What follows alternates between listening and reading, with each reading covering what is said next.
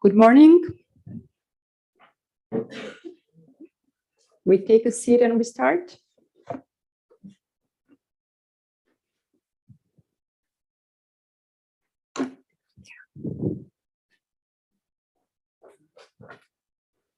So good morning, everyone. Welcome to the third and the last day of Tirana Connectivity Forum 22. This day is organized in partnership with Tirana European Youth Capital, as you know, as you have had the chance to go through the program. And this last day, I'm very happy that it's dedicated to youth, to their active involvement in the development processes of the cities, but also of our countries in the region. During yesterday's sessions, the team-up concept has popped up many times. Well, to us, to CDI, it's not new. We are already doing this since many years. So actually, since the first edition of Tirana Connectivity Forum back in 2015, we always teamed up with young people. We involve them, youth organizations, youngsters, civil society organizations, in every day of the Tirana Connectivity Forum since 10 years.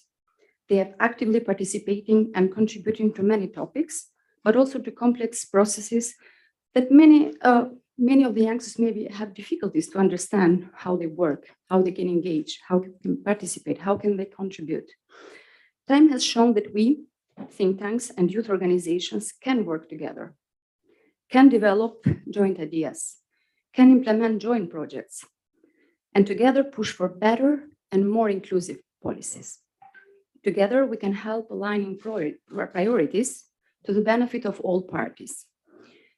When started to plan this year's edition, well, normally this happens February every year, when we start to plan the current edition of Tirana Connectivity Forum.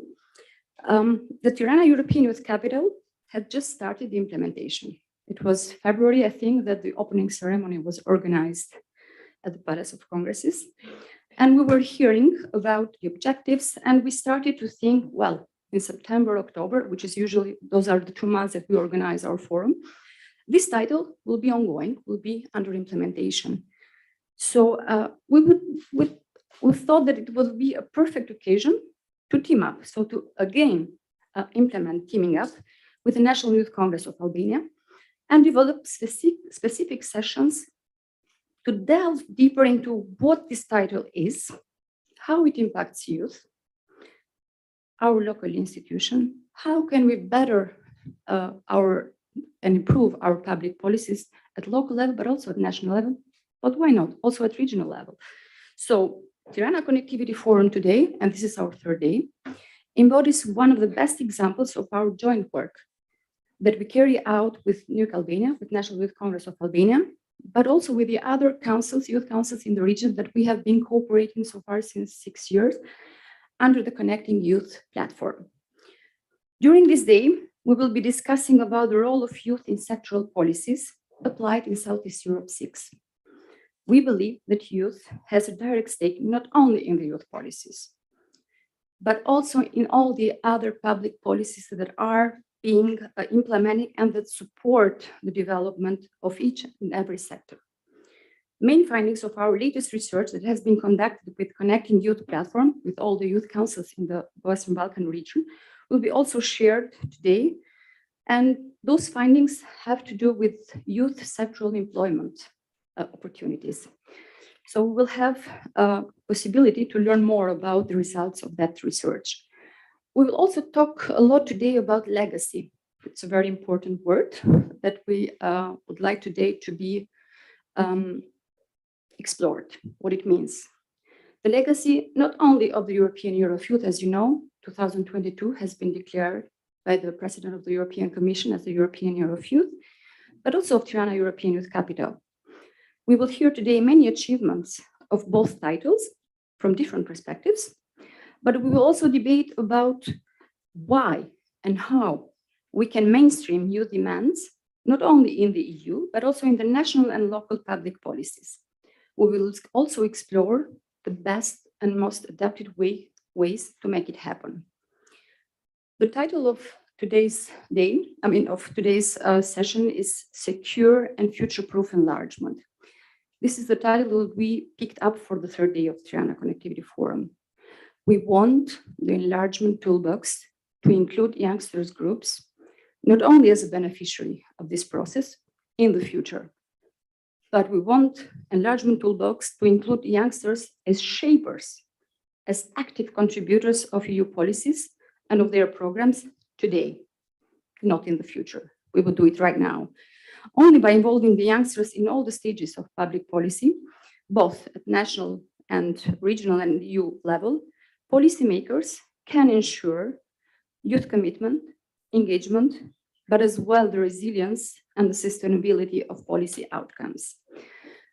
I will not take much time. I will now pass the floor to Aspasiana Congo, which is the CEO of the Tirana European Youth Capital, to join me on here and deliver her opening remarks. Thank you. Faleminderit, Krisela. Mirëmëngjes të gjithëve. Po marr vetëm pak sekonda kohë sa të vendosin kufjet.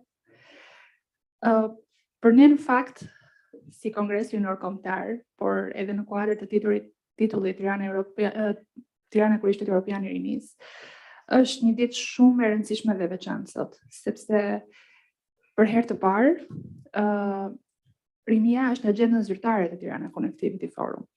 Në 7 edicionet e kaluara, rinia ka marrë një fokus jashtëzakonisht shumë të veçantë, por siç e theksove, sot është hera e parë që ne jemi pjesë e agjendës zyrtare. Unë dua të falenderoj në radhë të parë përsemërisht CD-in për gjithë bashkëpunimin, lehtësimin, por njëkohësisht edhe për mënyrën e gjithë ndërtuar e qasjes për ta sjellë rinin sot në shumë aspekte, ato që Krisela i përmendi, por unë do doja të theksoja 3 aspekte në veçantë. Së pari është bashkëpunimi interinstitucional. Dhe titulli ka treguar dhe është një provë konkrete, një shembull shumë i mirë suksesi mbi bashkëpunimin që ka ekzistuar ndërmjet institucioneve, por jo vetëm, ndërmjet institucioneve dhe shoqërisë civile, dhe në rastin konkret, Kongresit Yunor Kombëtar dhe Bashkisë Tiranë. Ku në emër të stafit, falenderojmë për gjithë bashkëpunimin jo vetëm në vendimarrjen dhe planifikimin që ne kemi bërë në punën përgatitore, por edhe në zbatimin e saj. Kështu që është një falënderim shumë i përzemërt për institucionin në rastin konkret të Bashkisë Tiranë, por edhe për gjitha institucionet që kanë qenë të përfshira, kjo edhe institucionet në nivel qendror. Së dyti është orientimi, rritja, fuqizimi në procesin e vendimarrjes, kryesisht në përfshirjen e të rinjve pikërisht në këtë proces. Jo vetëm në planifikim, por ajo që duhet të shikohet në vazhdimsi është edhe për zbatimin afatgjat dhe konkret, si në nivel vendor, ashtu edhe në nivel qendror. Dhe së treti, që është një element vërtet shumë i rëndësishëm, është fuqizimi i networkut, që ka ardhur jo vetëm për gjatë vitit, por edhe në vitet e kaluara, por sidomos ky vit i ka dhënë një qasje zonisht shumë të rëndësishëm, jo vetëm Tiranës, por gjithë Shqipërisë, të gjithë të rinjve shqiptar në fuqizimin e bashkëpunimit, komunikimit, punës së përditshme që ata kanë në Ballkanin Perëndimor dhe në Europë.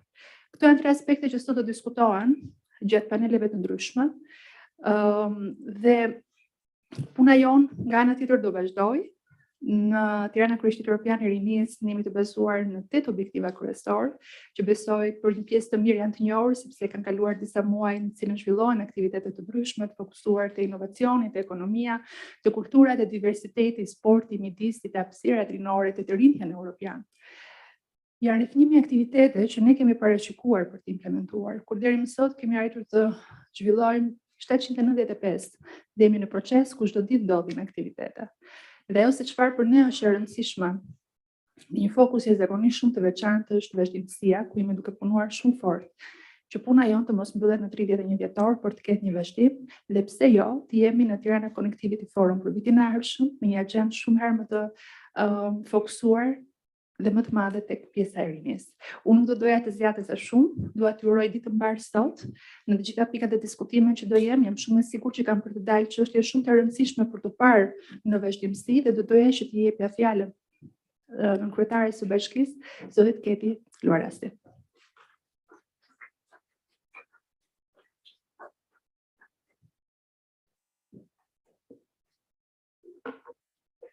Përshëndetje të gjithëve, mirë se keni ardhur në Tiranën, Kryeqytet Europian i Rinisë për vitin 2022.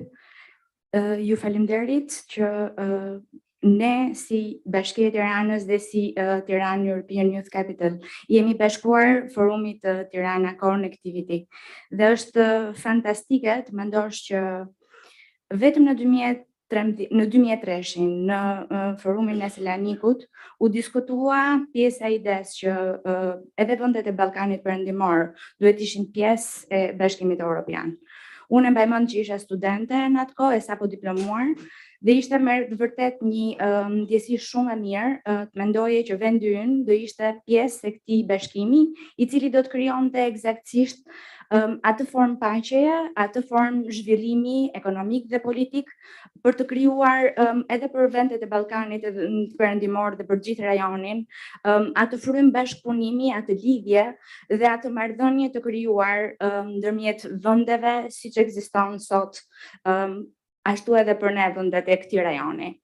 Në fakt, pjesa e përfshirjes dhe hapjes negociatave u kthye në një kalvar dhe ishte pikërisht rinia e Tiranës që në 2018 kur bëri aplikimin për vitin Evropian të rinisë, në një farë mënyrë hyri si nga dritarja në këtë pjesën e bashkëdiskutimit edhe bërjes pjesë të Tiranës dhe gjithë Shqipërisë për hapjen dhe çeljen e negociatave. Ne në fakt jemi absolutisht shumë krenar që viti Evropian të rinisë po zhvillohet këtë vit, ashtu si dhe Aspasiana e përmendi, janë me mira aktiviteteve që po zhvillohen dhe pjesa e zhvillimit të këtyre aktiviteteve krijon edhe nxit atë formë lidhje, atë formë bashkëpunimi, të cilën ne do duam jashtëzakonisht fort ta kthejmë në legasi dhe në atë vazhdimin e pafund. Dhe vetëm nëpërmjet zhvillimit të këtyre aktiviteteve, neve filluam të ndryshonim edhe mënyrën e bërjes së punëve në bashkinë tonë. Filluam të përfshinim rinin në pjesën e proceseve të vendimarrjes.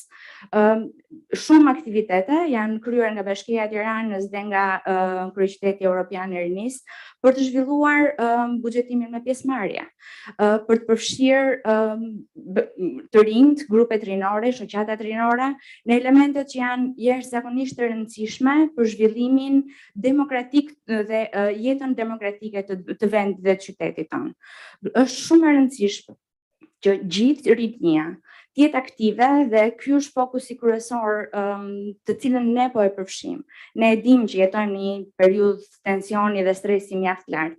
Dhe ky tension në fakt na kthen edhe na bën që të kuptojmë fare mirë se sidomos ne vendeve të Ballkanit Perëndimor që e kemi kaluar luftën në derën tonë, të kuptojmë se sa e rëndësishme është që njerëzit të komunikojnë dhe të ecin dhe të bashkëpunojnë me njëri tjetrin.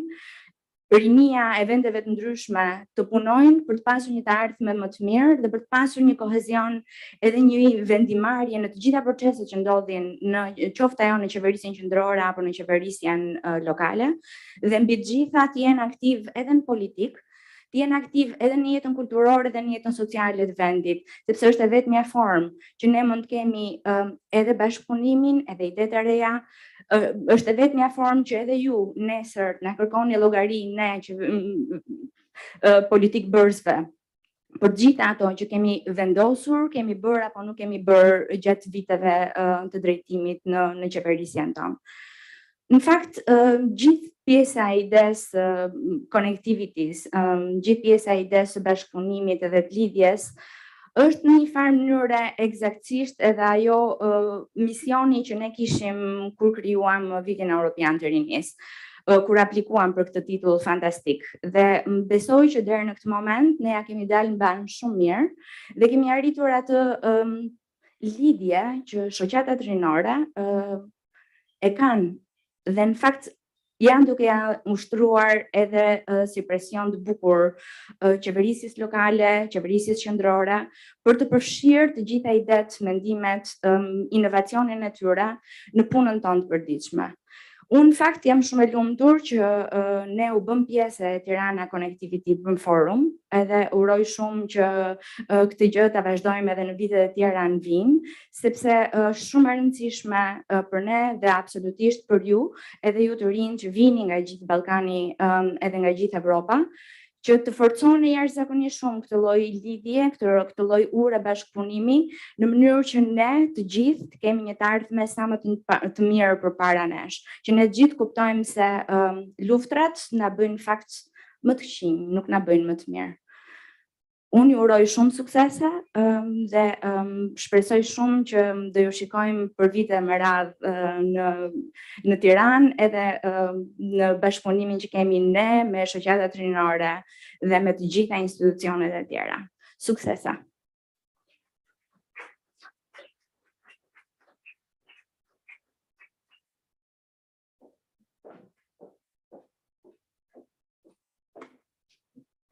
So as per the program, we go now with the first panel, which is a special panel. We will be discussing the legacy, and I invite TCF22, Tirana European Youth Capital 2022 Director, Tom Matthew, from the European Youth Forum, Board Member, Yonut Sibian, President of the Western Balkans Follow-up Committee at the European Economic and Social Committee. And this session will be moderated by Mona Jejaj. She is Director of the Academy of European Integration and Negotiations.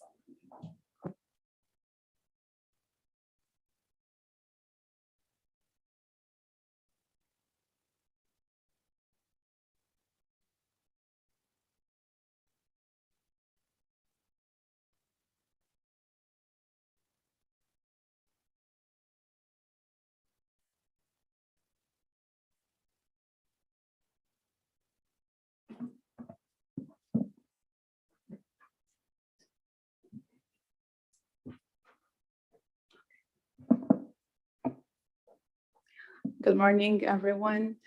Hope you had your coffee, tea, or matcha, and you are ready for this first panel and of today, who is also the last day of Tirana Connectivity Forum. On behalf of the team, I would like to welcome you and thank you all for joining this talk. For all those you who are joining us here in person, but also for everyone else who is following us through our online platform. My name is Mona Jejaj. I'm the Executive Director of the Academy of European Integrations and Negotiations. I've been working for a decade now in issues regarding EU policies and youth, and it's also a pleasure to be here. And me, myself, I'm looking forward for this discussion today. This talk, the aim of this talk is twofold. First, understanding the benefits of mainstreaming youth perspective in different national EU level policies, and to understand the best practices that we can use in the region and Albania as well. And second, is important to what can we build from, what can we understand from this year, the title of Tirana as European Youth Capital. How can we build a legacy for the future in order to enhance the participation of youth in decision-making processes, but as well increase the cooperation among Western Balkan 6 and as well EU. I will be short because I've been given this duty today to moderate only a 30 minutes panel today. So I will also appreciate if the dear panelists will be quick in their elaborations. I would like to thank you, the participation of TCF22, of Yonut, and as well of Tom Matthew. And we can start first with Dafina. So I'm sure that having the title of Tirana European Youth Capital is not only a beautiful story, but it also has a lot of responsibility for both National Youth Council and as well Municipality of Tirana in order to build this legacy for a sustainable youth participation in decision-making in not only in Tirana in the city, but also that goes beyond that. Can you share with us some main achievements and challenges that you had throughout this year?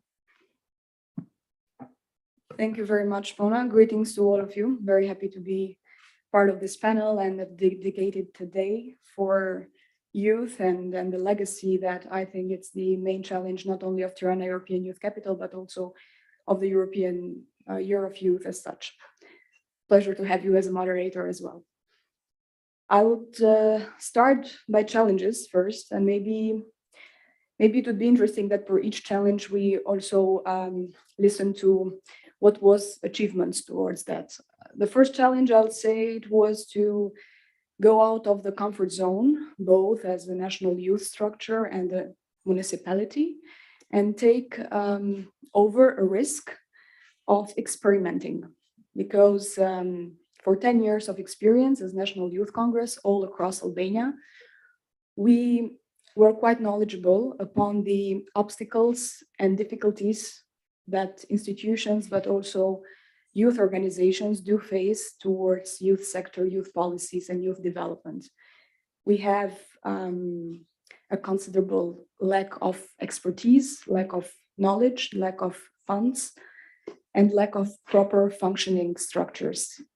And taking the risk to compete and to make sure that we are creating a common agenda for youth, it was, let's say, the first challenge that we faced.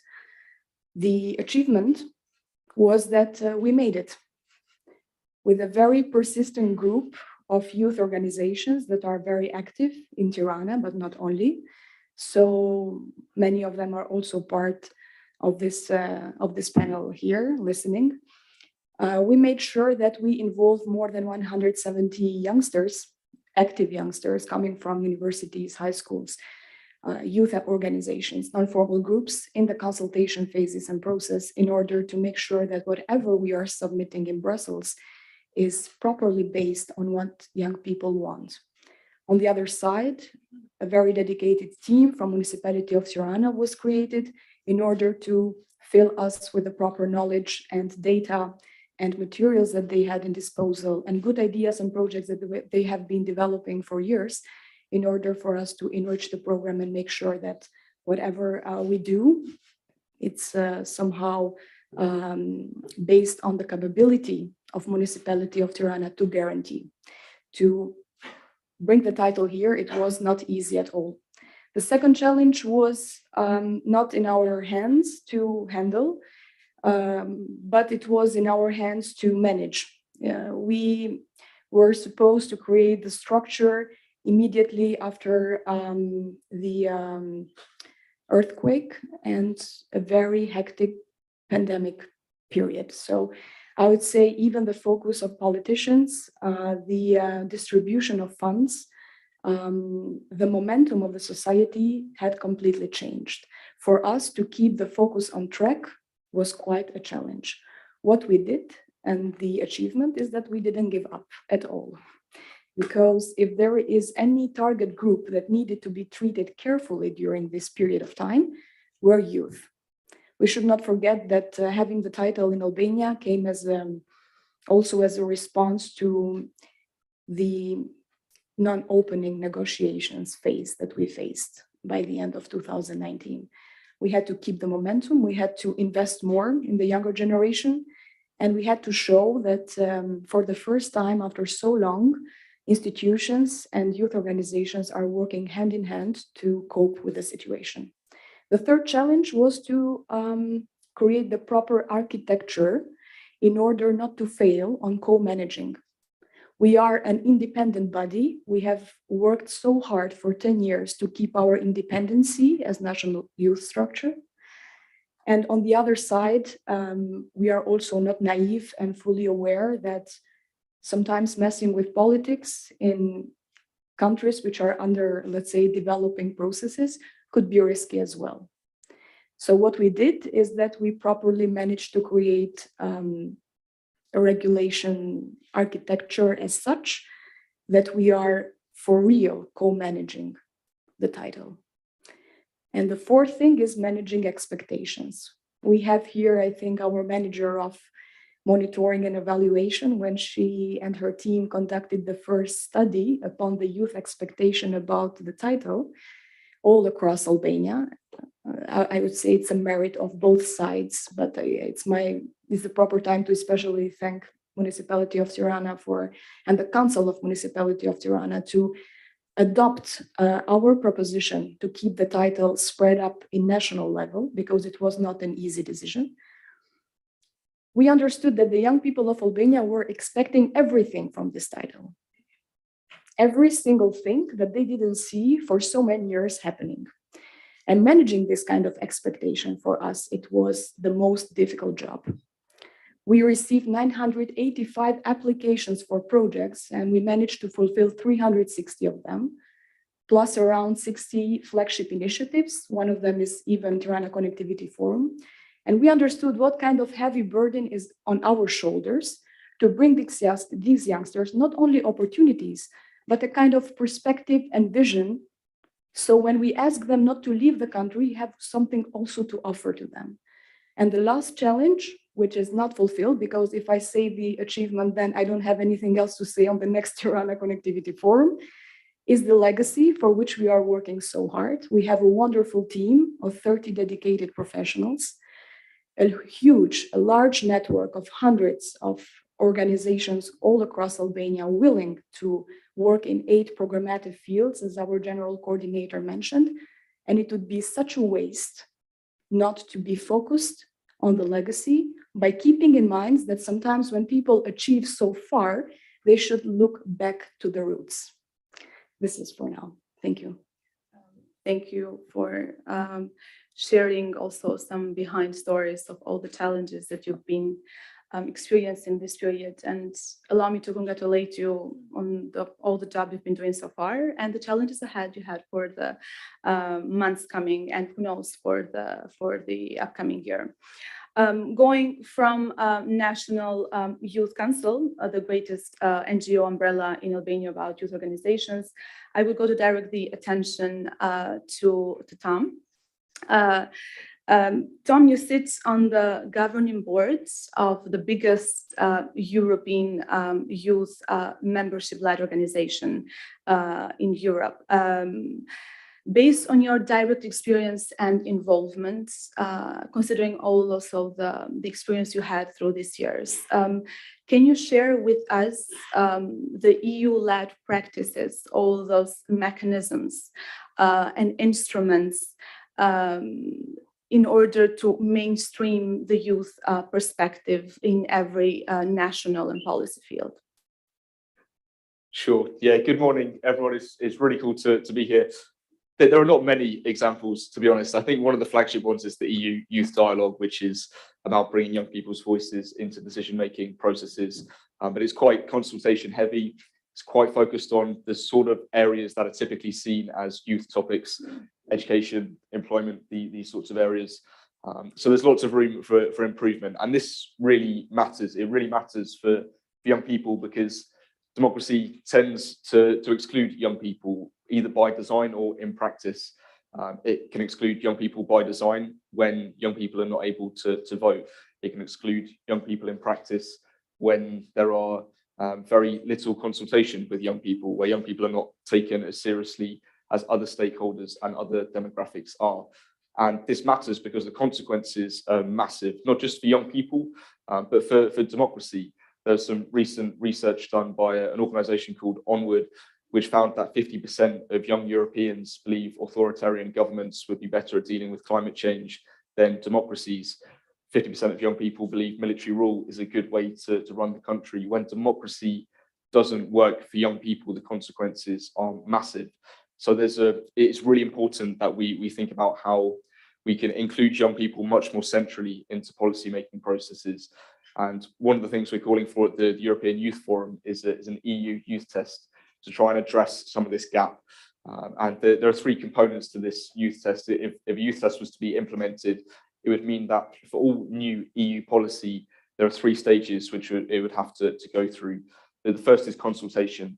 Whatever the policy area, whether it's youth specific or a more general policy area, that policy would have to go through consultation with young people, where they are asked their thoughts and opinions about the policy.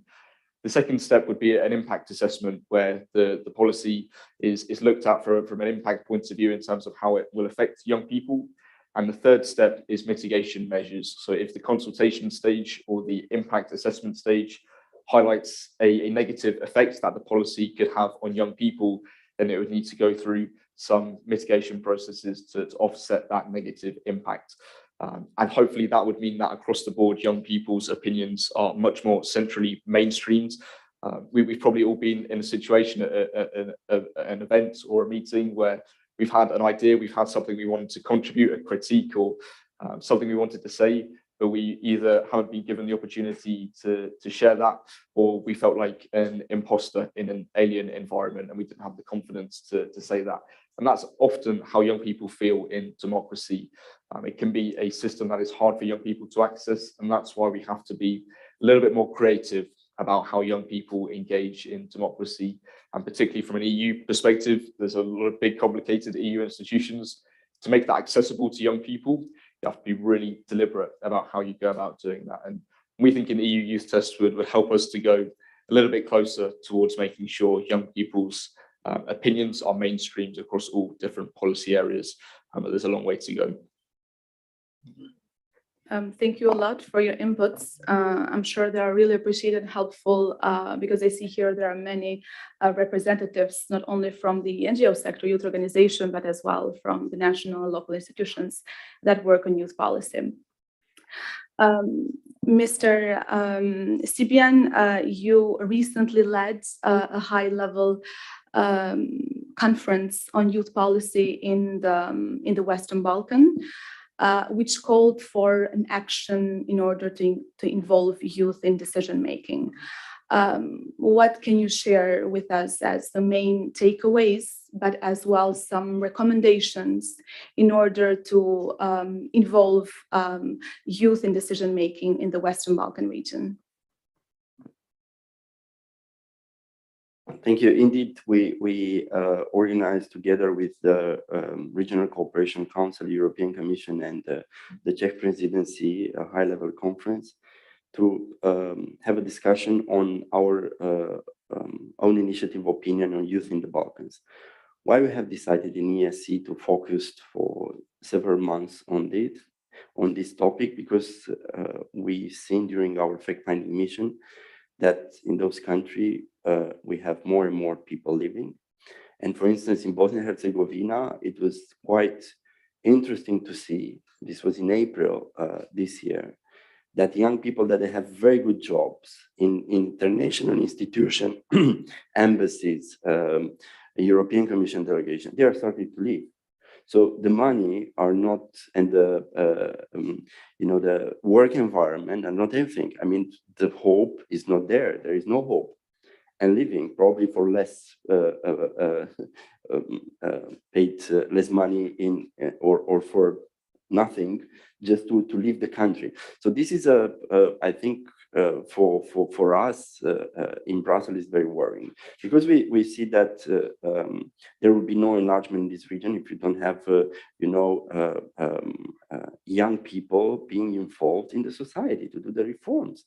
I mean, with whom to do the reforms? With people that they done the transition from the communist to democracy. So we consider young people the backbone of the society. And we look to the data. Now in the Balkans, you have 36 million young people in the Western Balkans 6. This is 21% of the population. The country, for instance, Albania, it has 23.4% young people. Out of this, the average is 27% they are without a job. So these are the figures we start developing our document. And of course, each government, they have a set of policies for young people. Even us, new member states from Central and Eastern Europe, we look to the Nordics, we look, I don't know, to other countries to see how they succeed in involving the people, retaining the young people, and making them active part of the society. So this is our first, recommendation to have a look. The governments here, if they don't have, you should put pressure on them to have a look on that and invest in evidence-based policies addressed to the young people.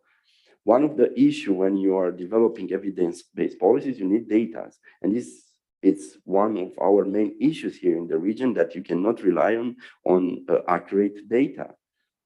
So this is an issue to be looked forward, if also by the European Commission and our representations in the region to date us on this area.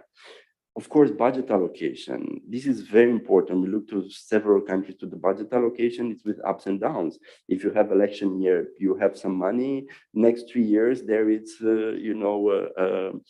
drought on this area. And this budget process, it should be participatory with youth organizations. We cannot do policies for youth without youth. And this is one of the message that we put forward on our conclusions. Youth guarantee, look at it. I mean, in our country it's working. Why not here? The money are here. But the problem is your employment agencies. We've seen clearly that in the member state countries that they didn't reform the employment agencies, the guarantee is not successful. So you need to reform it, to bring young people in this that were trained abroad or here, and they understand youth policies, to be empowered in these agencies in order the youth guarantee to be successful. Youth test. We are discussing in the EU about youth tests. That means youth impact assessment on any policies. Again, here, I think all of you that are from youth organizations put pressure. Maybe people from your government or from your municipalities, they don't know about it. Let's make them to find out about it and ask for it. We are asking European Union to support more in improving the youth participation, because we think we really believe in this correlation between education, training, mobility with civic and political engagement of young people. If you don't have education, training, mobility, you will not have civic engagement and political engagement for young people. This is clear. So EU and through our delegations here should put more emphasis with their funding on these issues and other donors, because we have Swiss, we have the Norwegians, there are money, but we need some donor coordination on this issue. If we want to make a difference, the key stakeholders, the key donors, they should coordinate in their strategies. Now, best practices. Tax-free for IT salaries. In Romania, I'm from Romania. We had a huge number of people from the IT sector living. Now, the IT industry is more than Dacia and Renault and Ford. That were the biggest taxpayer in our budget, about 10% before. Tax-free. We got the European agency now I don't remember exactly the name, on fighting online. Okay, I will remember. It's in Romania because we have so many talented people. This was the only sector when we stopped the brain drain. And if you look economically to the figures in the last 12 or 15 years since we have the policy, it's clear that it's a winning side. Then raise the salary for doctors. If you look in your country, this is the second largest youth group that is leaving the country. And they are not the 120 and something. They're also, I've seen also 40 plus that they are leaving, dentists and so on. Raise the salaries, We, in some of the EU countries, we raise it. The Baltics, the Central and Eastern Europe, because we lost the doctor to Switzerland and UK and so on. Our medical system before COVID was almost empty. The COVID pushed us to take this decision. I mean, if you look to the opinion polls, what the citizens they want, always is in top 3 a better health system. Then this is the solution to retain the people. Then justice.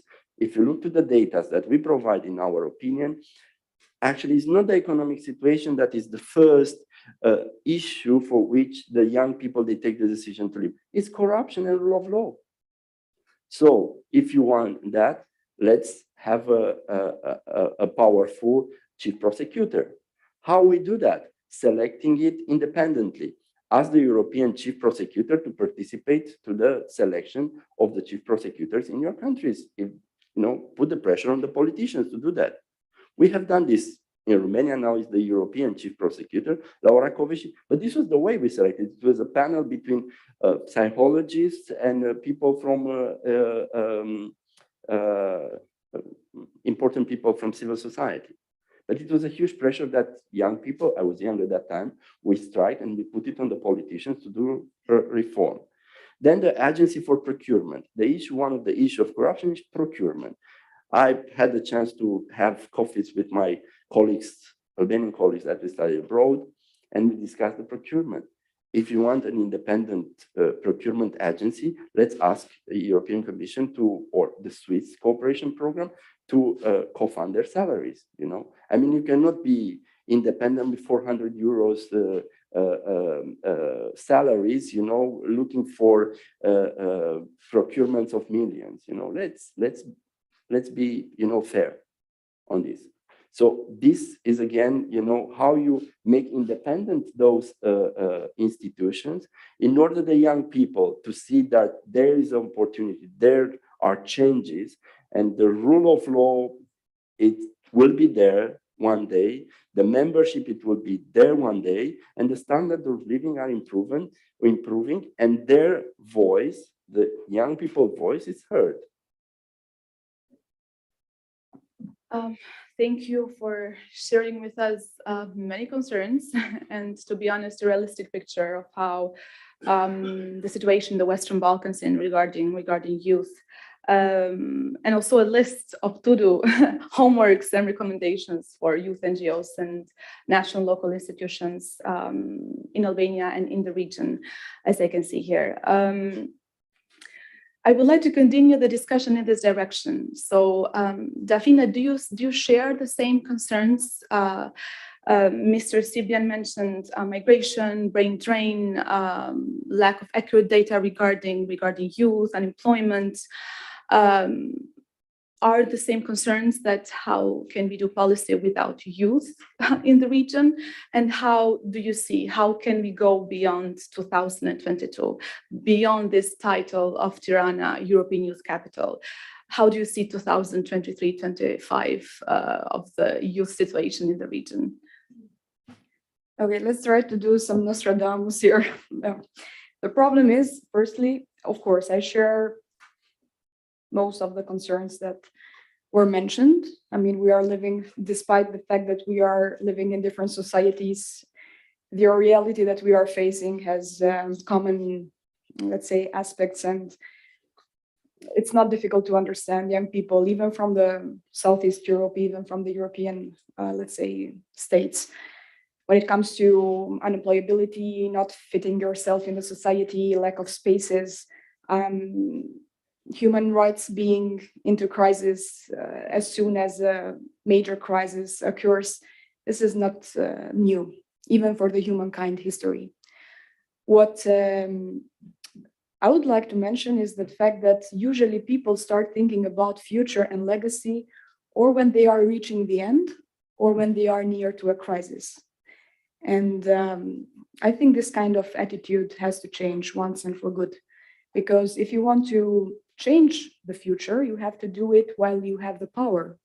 And when you are in your best mood, when you are feeling comfortable, you have to think about that. You should not think about the legacy in the last months, or when something is occurring and you can't find the way out of it.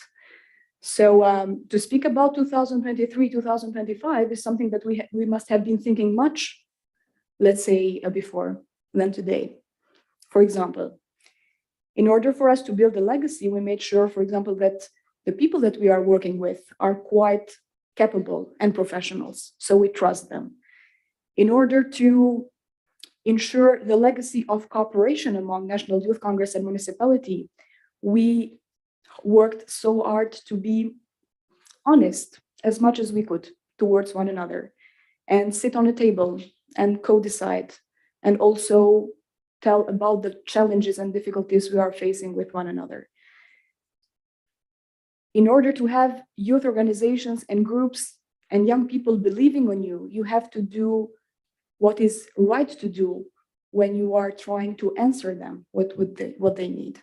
So keeping the ethics, trying to do the best you can, being open, and not forgetting who you were and what kind of challenges did you face once in time is also an investment towards legacy. What we should do, I think, in order to build a better or a brighter future for the years to come, is to face the revolution that we are, let's say, approaching. In my point of view, except the industrial revolution and technological revolution, we are now in the revolution of convergence. So how are we going to find new ways, which in a way challenge also the traditional ones, to make sure that we are responding to people's needs, and also we are trying to put some things right. In my point of view, only institutions cannot respond to what people are asking, and organizations which are, let's say, working so much in this grassroots level cannot deal with everything, because then what are the institutions doing in the end of the day? We must find ways to imply this co-governance perspective. We must enable sources, funds, and opportunities, because if we don't do that, then structures which are needed to be voiced up will be always dependent and will shift from the reality. And thirdly, I think that more and more countries from the Southeast European level must start to value the human capital and promote human connectivity and develop human potential and make sure that they are co-designing together, governments and civil society organizations, the new perspectives and agendas. If you don't have people involved, then it's for sure that something is wrong from the very beginning.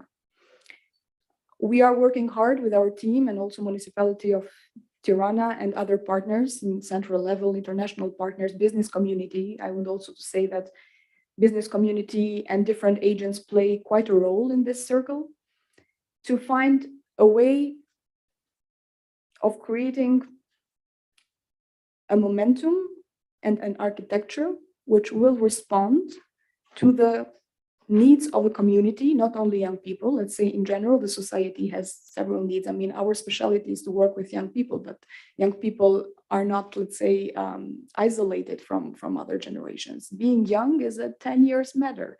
And then what happens? So it's also a matter of promoting intergenerational talk. If we would have counted only on young people to make Tirana European Youth Capital work, for sure we would not have been so successful. We need to learn from the experiences of other generations, and we need to involve very young generations in order to take the steps and the example from very start. So creating a model, a unique model of functioning is part of our legacy. Investing in capacities is part of the legacy. Creating a good tradition, a good culture of working is part of the legacy. Initiating legal procedures and changes in the policy level because of all the work and experience from Tirana European Youth Capital will be part of the legacy. And for that, we need a full option cooperation. Thank you, Dafina. It made me reflect a lot. You mentioned hope, you mentioned honesty, you mentioned openness, which are the basic ethics of everyday work, but especially when working with youth. And it's a good message to give in our everyday work. And then the three other keywords about cooperation, about co-designing models and co-governance. We will continue this talk from what you mentioned in Albania and Western Balkans, again in this direction. Tom, you have witnessed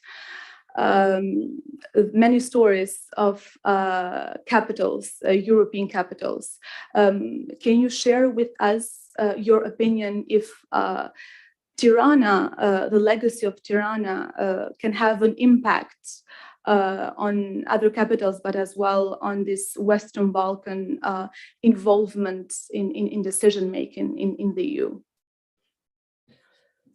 So the past few days have been a lot about connectivity and connections, and the Youth Capital title is is a mechanism for making connections, but it's also a hub in the sense that it brings people together from across the city, from different organizations, but across the region and the continent too.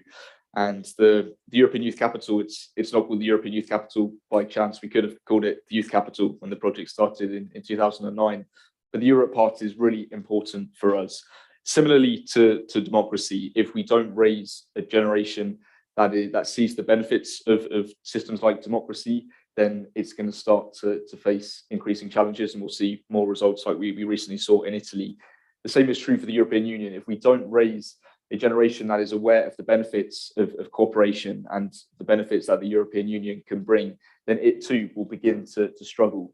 And the local level is where action really happens. Whatever happens at the EU level ultimately has to hit the ground at some point. There was an announcement that next year is going to be the year of skills. That's great, but that means nothing if there are not projects like the one here to turn the pyramid of Tirana into the largest tech center in the region. That's where the difference really is made. And so for us, the European Youth Forum, the Youth Capital title is an opportunity to show to the rest of Europe what it looks like to bring young people into the heart of local decision making. And it identifies best practices, but it also helps them to develop further. And I think what's happening this year in Tirana is probably one of the best examples we've seen of when you get a team of talented people together who are excited about what is possible to achieve with young people in the city working together, then I think that's when the real lessons can be drawn for the rest of the continent. And then what starts here in a city in Albania can not only change the game for young people in this city, but can also lead to ripple effects across the country and across the region too. So yeah, this is a title for a city, but the impact is designed to be much broader than that because of the way in which it brings attention to world-leading work. That there are not many cities that engage and work with young people in the same way that Tirana does. So for us, it's an awesome opportunity to bring attention to that, and also to use the title as a mechanism for connecting organizations and stakeholders locally, but across the continent too. And when that happens, then we start to see the sort of pro-EU vibes that come from a title like this spreading and leading to positive moves in years to come to hopefully lead to more countries joining the European Union. Thank you for your feedback. Going from this responsibility of Tirana being a European youth capital to the latest proposal from the European Economic and Social Committee is a designated proposal for European Year of Youth to highlight the need for a cross-sectoral dimension youth policies. Mr. Sibian, which is your opinion, or let's say your take on this, the current impact of this year would have in this regard? And as always, the keyword of this panel today, the legacy that this would have for the future. Difficult to say. What I hope it will be one of the results of this year. It will be that I hope all the governments, at least the one from European Union countries, will use the youth test.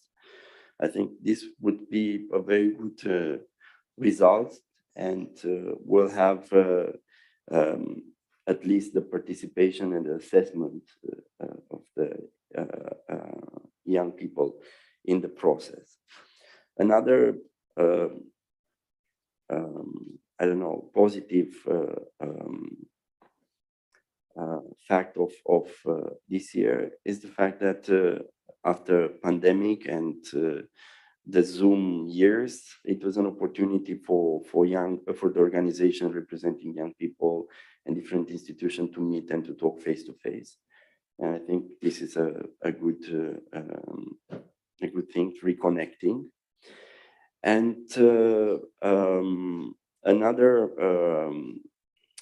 good, let's say, result is the fact that because of that we had this opportunity this year.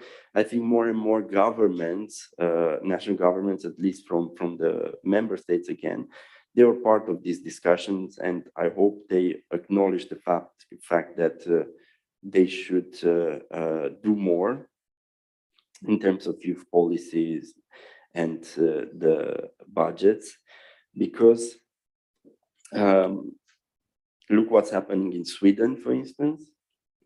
Nobody thought that in Sweden, where the Social Democrats were the institution, political institution, the country could lose, and the second party to be a former fascist party. Look what's happening in what was happening during the weekend in Italy, So I think it's this will ring a bell, and I hope that the governments in our countries will do more to keep the young people at the center of the politics. This is my hope, my optimistic hope. Otherwise, I think this winter and spring will be very difficult. And I hope also the youth organization will do more in the keeping the members and bringing more members in the debate in the organization, because otherwise, if you let young people to stay frustrated, no job, no civic participation, they are really easy target for the extremist party, being the left, being the right. So I hope this year made us, all to think about those things and to find possible solution, in not to solve the problem, but to diminish the impact. It's great that you mentioned that we're not isolated in all the decisions and the policies taken into consideration because of all the global dimensions and the changes, like the pandemic that happened. And recently also you mentioned the elections in Italy. I am notified that we have also some inputs and questions from the Youth National Congress in Italy, because we're now opening the floor. So I've been quick in this moderation, and we are opening officially the call for questions. So if you can connect me with young activists, if I'm not wrong. He's following from Zoom, yeah. You can proceed with your question, Virgilia. Thank you. Thank you. Thanks to you. It's great to be here, to see many friends connected. I'm Virgilio Falco, board member of the Italian Youth Council, in charge for the foreign affairs. And I just want to give our support on the youth from Albania, the national youth councils, and the youth activists in Albania. We were very close geographically and like-minded. The topic of this forum is also connectivity, and we are quite connected, let's say, with the flights or with boats, that in 20 minutes, Italy and Albania, Italians and Albanians can reach each other. From our perspective as institutional body that is representing the youth in front of the government, we want to say that the connection and the cooperation with governments are crucial, and also with the EU. What we are doing in Albania is on this track. Our message to you is to go showing the result of the youth capital of Tirana, going further in this direction, cooperating with the EU institution, following the recommendations. We really want to have you in our family. You are already in the European family, but also the EU family is in need of the youth of Albania. And our message is to having also the youth cooperation as one of the pillars of this integration. So my message is just to work on this international cooperation between youth, also to have a stronger Albania inside the EU. this was my message.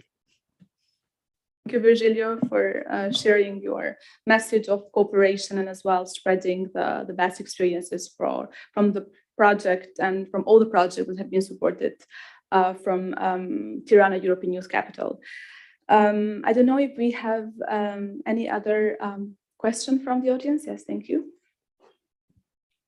Hello, my name is Denada Bayraktari. I'm from Vlera, the Albanian Student Association in Belgium. First of all, I wanted to thank you, especially Daphne and her team, for tireless work. We've been very proud of what Tirana has done and offering until now, and we wish you lots of success in the future. I want to go back on what has been mentioned earlier, massive immigration and the brain drain. Paradoxically, we in the youth diaspora, Albanian diaspora in Europe, we've been linking the youth in Germany, Belgium, UK, Switzerland, Italy, and all. And what we sense, it's a desire to invest in Albania.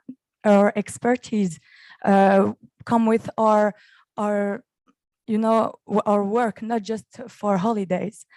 So my question is, what are the bridges that exist now for us? Because sometimes we have the desire, but we don't see the clear paths how we can do.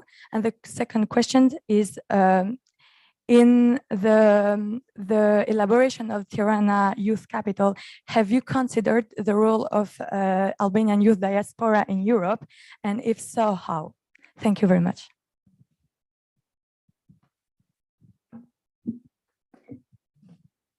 Pleasure to see you here after the wonderful visit that we had in Brussels to your organization, which is doing a great job there. Actually, this is not unknown for us. We know the enthusiasm, but not only, also the capacity that you have developed and the willingness to invest in your country. What you kept with you by leaving the country is always a good reason to remind you upon the roots and to invest in the societies back. The role of youth from the diaspora is quite important, not only in the frame of Tirana European Youth, but I would say in general, to shape and build even certain patterns and requests and programs and policies for the future to come. After the visit that we had and the long conversation, we decided that in this year General Assembly of National Youth Congress, we passed the amendment in our statutes to make sure that even youth organizations, Albanian youth organizations in diaspora, can become member organizations in our structure. In order to find a way for a systematic approach towards one another, systematic communication, and co-develop certain projects which can go beyond our borders.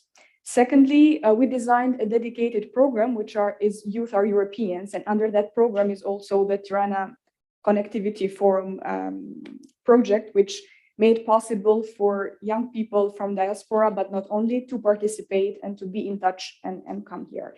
There have been hundreds of youth delegations visiting Tirana, visiting our team, visiting the work that we are doing through all over the year, which strengthen the communication, the contacts, and strengthen also this feeling of belonging, which we needed so much, because sometimes the willingness is there and the vision is there, but there are some small opportunities which prevent you from doing a step and going from your comfort zone, as we mentioned before, and start to think about, let's say, future perspective. We are aiming to organize 2 forums, one dedicated to sustainable development and green agenda, and another one to foster connectivity, cooperation, and youth participation in international level. So in these 2 huge forums, we are aiming to have young people from diaspora and Albanian diaspora, and also young people coming from different active organizations in the European level, because as we see, these 2 topics need a broader elaboration and not only looking through the national lens or the local lens. So there are various topics which do concern us, such as energy crisis, such as security and peace building, such as EU integration path of Albania, such as reinventing the spaces and reinventing the ways of participation, such as the digitalization and innovation, which we really need capacities and inspiration, and also good models that are proper ground for cooperating with young people from diaspora and also other people living in EU. It's in our programmative design. It's also part of our strategy. So I'm pretty sure that this year has enabled several opportunities that we didn't have before, but also enlightened us upon certain aspects that we need to take care on the future. So I'm pretty sure that we will see each other more often than twice per year, and I'm looking forward towards that. Thank you, Dafina, for sharing the good news of the 2 upcoming international forums coming. Because of the time pressure, we have time only for one last question. Or yeah, I see 2 hands, so yeah, for both of you now. But please be brief as much as possible. As precise as I can. Hello, everyone. I'm Nicola from the National Youth Council from Macedonia. Is this working? Okay. Dafina Urime for Tirana Youth Capital. Really, we recognize all of your work and all of your efforts. Congrats to all of you. And I would like to go a bit step ahead and ask directly Tom, do you have any plans, or if you do, as a board from National Youth Forum, to enlarge your family with the National Youth Councils from the rest of the Western Balkan 6, and especially Albania, as they have proven themselves now, but also in the past? Thank you.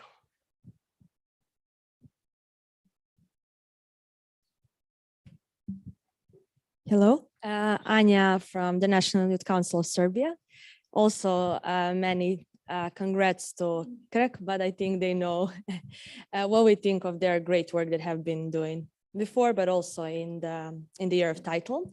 So it is more of a comment really for the panelists. First and foremost, I would like to congratulate to ESC as well on the opinion. I was really happy that you, in the opinion, you have also recognized youth structures, in particular youth councils and umbrella youth organizations. Funding for us in general in the Western Balkans, I think we can influence decision-making as youth structures without being falsely modest, but I would say that we're quite influential bodies. But what is an issue for us is the funding. One thing that you have mentioned and also Dafina touched upon, none of us really receive any program funding, not from our governments, not from the EU institutions. But if we did receive the program funding from our governments, it would put us in jeopardy of losing the independence that all of us value so highly. So that is something that puts a lot of burden on us as youth structures, and also something that differentiates us from many of our counterparts from the EU. Still, we managed to again influence the decision making, but it would make our lives hella easier if we did have the program funding. Another thing that I kind of goes to Tom, but I know like the mandate is about to expire, and I know it is also about the member organizations, but about youth from the Western Balkans. So our economies are in the process of integration. So we do have certain mechanisms such as Regional Youth Cooperation Office, also Western Balkans Youth Lab. We also cooperate through Connecting Youth, etc. And we are working on our independent things. We are getting integrated to a certain extent. But when it comes to any EU level event that is dedicated to youth, we're completely excluded. And that is a big issue because we're working to be integrated. And I would say for the youth structures in the Western Balkan, all of us, because there is 8 of us in total, I would say that we have quite a good cooperation, understanding, and despite many political challenges, we find common language. We work together. We achieve many things, and we have achieved in the previous years. But when it comes to any EU process, even though we're just starting with Actually, North Macedonia has been implementing youth guarantees. Serbia has been implementing EU dialogue, or at least the mechanism. Now we actually have had two titles in the region, Novi Sad and Tirana. But when we are part of a certain process, when it comes to any EU level process, we get excluded. We do not get invited. And even sorry, Tom, I know you know how I feel about this because I have been vocal in the forum, but even the advocacy efforts of the European Youth Forum have been doing nothing for us as the youth of the Western Balkans region, which is kind of understandable. There is only 2, hopefully soon 3 youth councils on the board. But you also have other organizations, in particular international NGOs with membership outside of the EU. So not many advocacy efforts are really applicable to us, even though we face many challenges that you face, even worse, to be fair, as well as that many topics are common for us: mental health, employability. Should we allow now that Janusz and Tom give us some answers regarding your concerns? I would just really know. I just said that it was more of a comment and something that I really wanted to use the opportunity to point out, because I think it is an important setting, or as we like to say, a momentum. But really discussing this topic and talking about integration in general of the region, but especially of the youth. And we are the front runners. The civil society is the front runner of the integration in the Western Balkans, especially youth structures. I think it was important to bring this topic. We can discuss our coffee break a little bit more, but this is just a bit of my perspective. Thank you.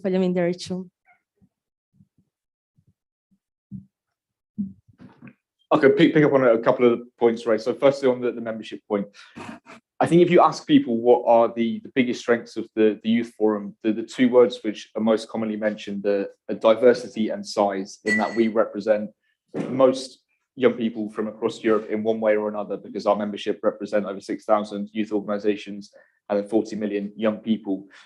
But we want to represent everyone, and we're super aware that there are certain parts of the continent that we do not do as good a job at representing.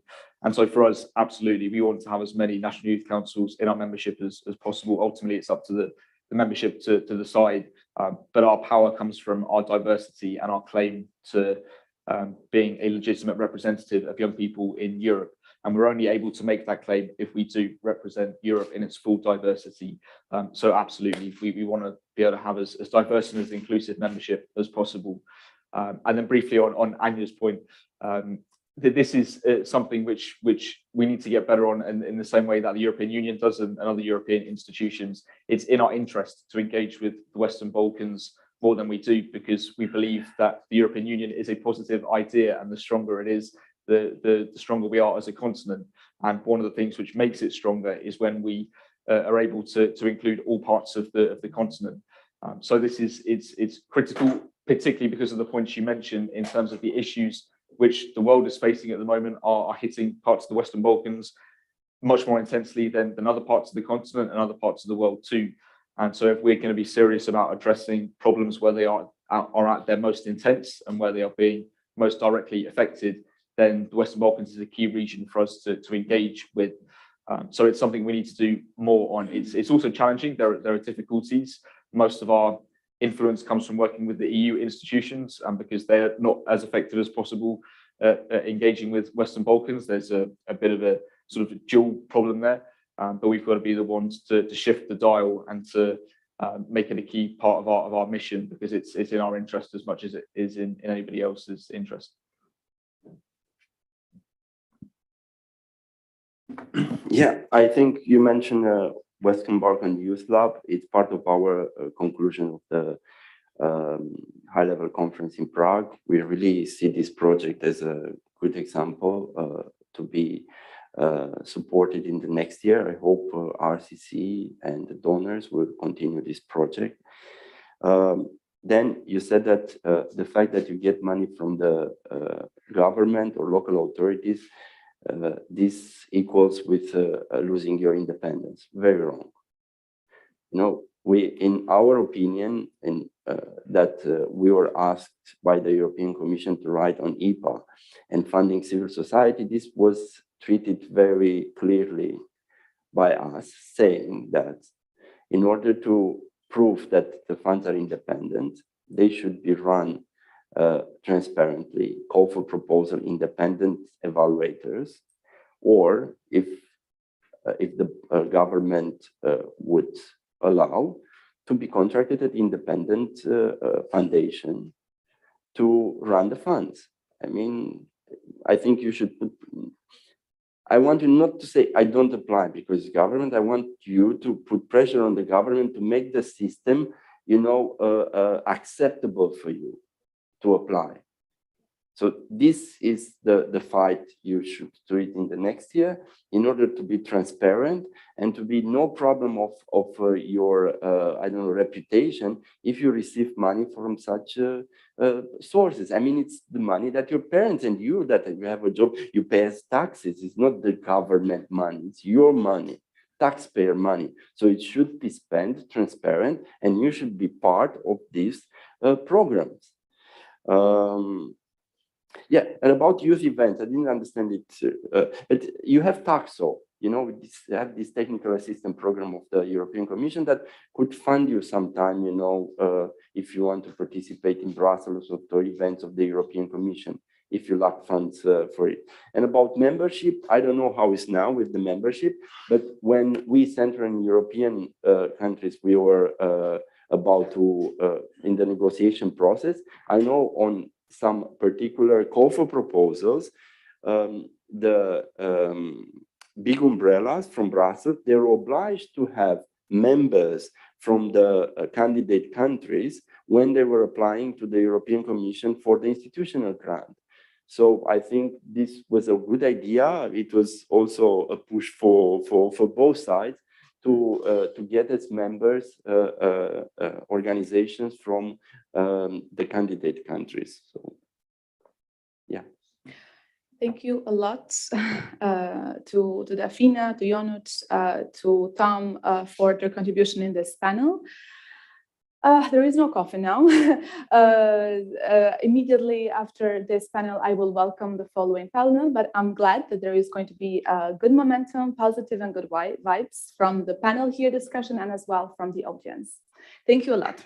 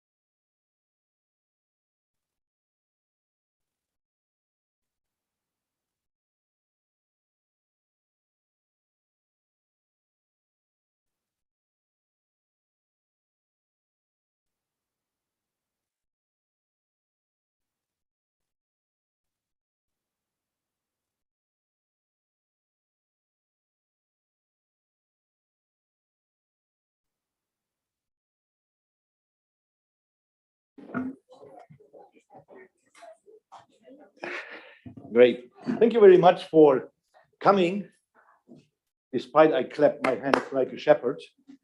But I did have another idea, so good to see you. I'm happy to have a very interesting panel here for the last discussion. We will talk about the reasons why youth need to connect, why youth need to be integrated in policy making, but might be also about some more questions because sometimes I have the feeling that those who complain sometimes make it a bit comfortable. I always say, when you show with the fingers to the others who are guilty for your situation, 3 fingers are showing to you. So also the question we have to ask ourselves, I'm the oldest youngster here, what can we do better before we complain about the others? This is also from my background of all the questions and debates we have here, because it is useless, I think, to continue only to describe the bad situation and know exactly who is guilty. This is a standstill. This would not bring some movement in our thinking and debates. Coming back to me, I'm Frank Handke, former country director of Friedrich Ebert Foundation in Tirana, Skopje, and Pristina. Sorry for the Kosovars, sorry. And and I'm here on the Balkans working with youth since about 20 years. And you see, I still continue despite the fact that I'm the oldest member of this conference. I beat Dusan Relic with 2 years yesterday, so who was here yesterday. Apropos yesterday we had a complete different audience than today. This is also a question from connectivity. Why are the older ones, the more serious organizations, might be a question mark and provocation, why are they not present today where we are talking about the youngsters? So are the youngsters not connected with the older ones of the civil society, question mark? If so, why not? Yeah. Today the average age is remarkably lower than in the other 2 days. Good. Last point, also this as an input for your short intervention, because I am long and I am the moderator, I have the right to be long? No, of course not. But the last question is, I would like to focus the question not only why we should have more participation of youngsters, but I would like to focus on why, for what? Because I learned that in many cases people are very, very quickly unified in being against things. But then when you have to focus on things for something, there is a splitting like a hand grenade. Yeah? Everybody has the better idea. And this is my question also to the youth organization. How and do you organize focusing on points and not have your demands in general? We need more participation. Yeah? This doesn't make sense at the end of the story when we ask for the real outcome. Good. So very last point, like I always say in a German criminal story, the wise commissioner says, follow the money and you will find the case. What I mean with that is, for me, many times the discussion about youth is too morally. Parents have to do, states have to do, whatever. I would like to put the question of youth and the future of the youth on the level of money making, economic questions. We all learned in politics, when we are talking about economy, then we have the older people here too. Yeah, and we have a much bigger audience, much more interested audience than when we only talk about better education, etc., etc. This is the bloody truth of policy making, that money is the driving factor. So, and the youth, from my point of view, is the driving factor of the future economy. And we should use this argument a bit more. So now I finish. I think there were enough inputs for you and Tobias, since you are the minority. We have a majority of women, and also this doesn't happen so many times. Most of the other panels were mainly with men. So in the youngsters, we have the contrary. Fine, and so please, the minority, nevertheless, you get your 5 minutes, or let's say 3, because I see that there is a big interest here to talk with us. Thank you, Frank, and thank you also for being here. And you mentioned I'm in the minority. I'm at the moment, you can read it, the Vice President of the European Movement International, but I served as the chair of the German Youth Council for a long time, for 4 years at the chairing, but also 8 years in the board. And that's the story why I'm here, why I got invited from Grisela also and Dafina. And it is a long story connected with youth from Balkans, but especially with Albanian youth as well. And now I'm in the transferring mode. And you mentioned that I'm in the minority at the moment, but being on panels, or I used to be on panels now with elderly people, I'm mostly not in the minority, because you're right, then women are in the minority. And that's something to change as well. But we're talking about youth and participation. And we changed a lot in the last years. And I just wanted to mention this as a success story a little bit with participation. Because when I started in the German Youth Council, serving in the board, it was in, I think, 2012. The Berlin process was not even on the track, but we had a talk, I think, in 13 or 14 with Angela Merkel. And I was visiting Tirana there, and also talking to people, not Dafina at this moment, but other peoples, which were demanding for youth structures here. And we also, Frank, we were talking about, because you were serving in the Friedrich Ebert Stiftung in Tirana, also what can we do for young people here? How can we push politics also to give some money into the pot to put up something? And then the idea was brought up to bring a youth council, the Youth Congress, the National Youth Congress, as a participation moment for young people also in Albania. And I was living in Germany as well, as a participation moment also for German youngsters to influence politics. And I said at this time to Angela Merkel, we had a small round with her, and we were focusing a lot of topics which young people in Germany, but also in Europe had, and fostering also the situation on the Western Balkans. Because in my eyes, the future here was also bringing young people on the top and giving them chances to stay here also in the region, not to go away, and to build up the Western Balkans and also the societies here. And that then participation is needed. And so RICO, for example, developed and evolved, and also with their participation moments in the advisory committee or board, it's really needed to make organizations success stories, but also for the government it's needed. And I just can motivate to live it on, to really evolve these participation moments. And because at the beginning, and that's my end of this small intervention, you said it's not fair always to complain. I think it's fair for youngsters. They can complain at any level when they want, because they are not responsible for the situation they find. But it's also their duty to be constructive and to put new ideas into the pot, and to be always pushing politicians, but also the society forward, and not in the interest of the elderly people, but in their own interest, because they want to live here. They want to have success stories here and good job opportunities, and then the country and also the societies will develop.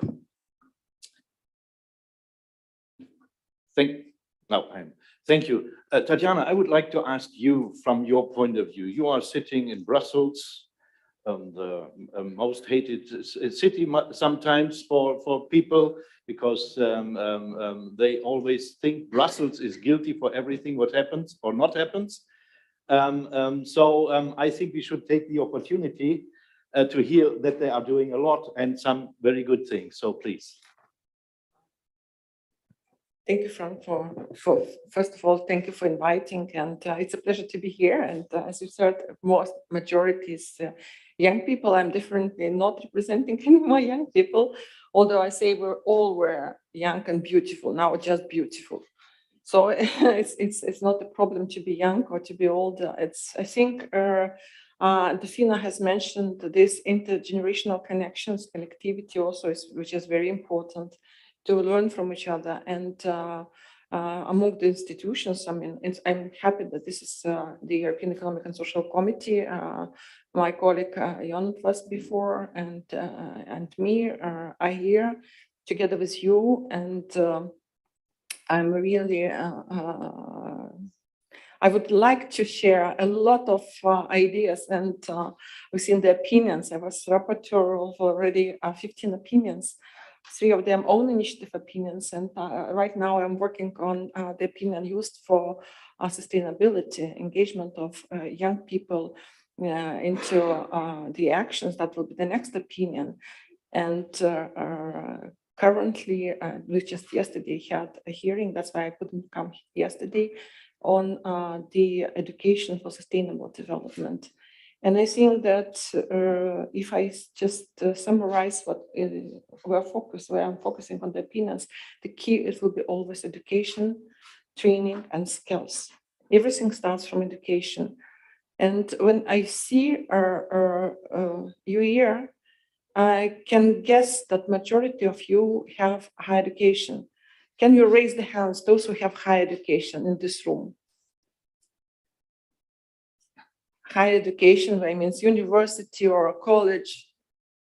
Yes, be brave. So you see, it's kind of majority we see here.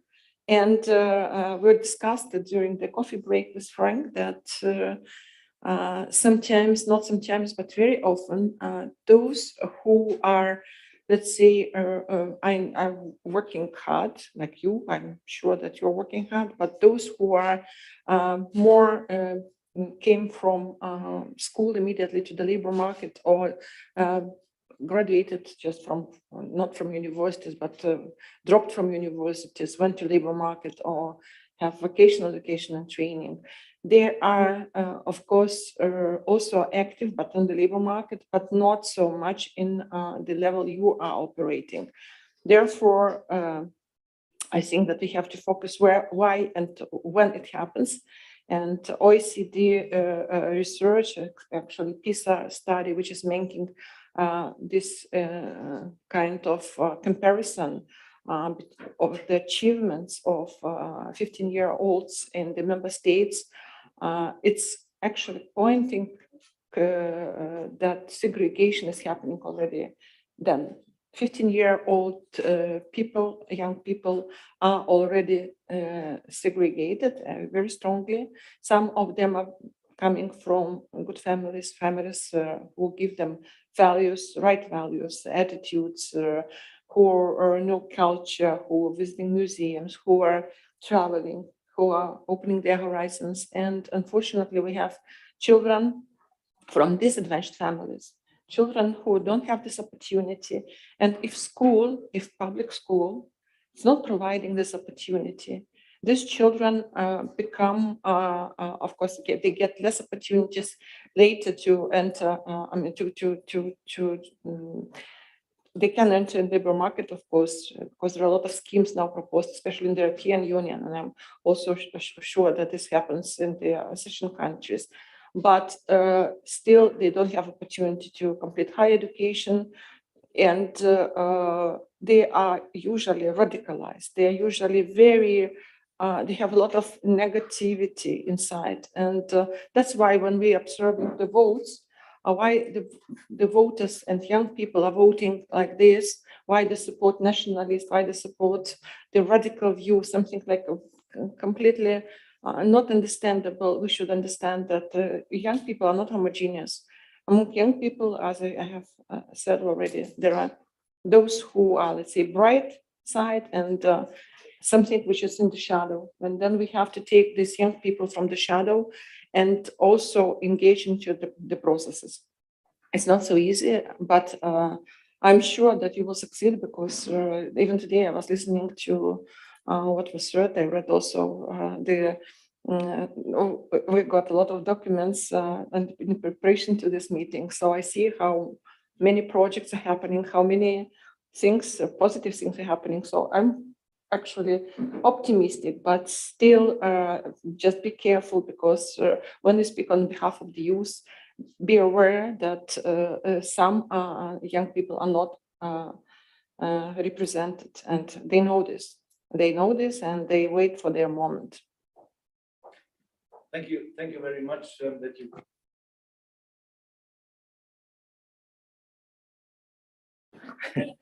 Thank you very much that you gave us an additional dimension of connectivity. The connectivity in the group of the youngsters themselves. This, I think, is very important to get much more powerful also.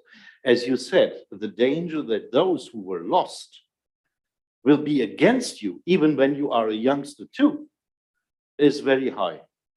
And so thanks for this additional dimension. So coming from Europe to the region, Angela, I would like to ask you, you have you are the first country with the youth guarantee. So since I'm now a bit too old to believe in papers, I ask you critically, what does it mean in reality? Thank you for your question. First of all, I would like to say that I'm really happy to be here and talk about youth problems, youth issues, challenges that we have in the Western Balkans.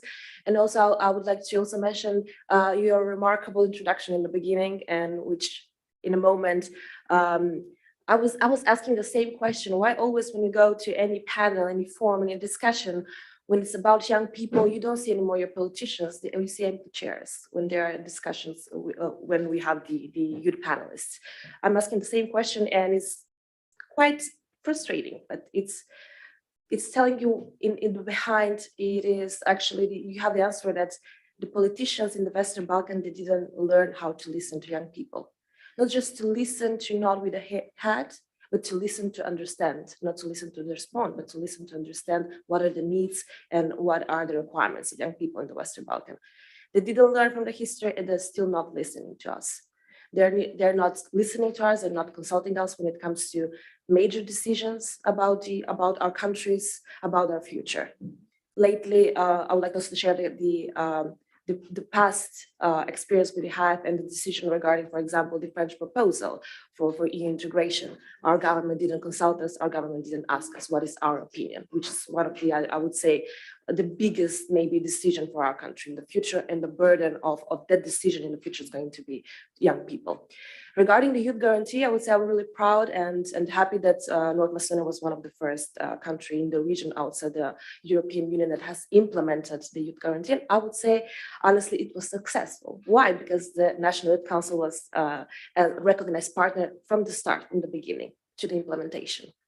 And when you have a partner, when you understand that you need youth organization who has the capacities, who has the know-how, who knows what it should be implemented and how it should be implemented, and have the expertise, then you know it's going to be successful.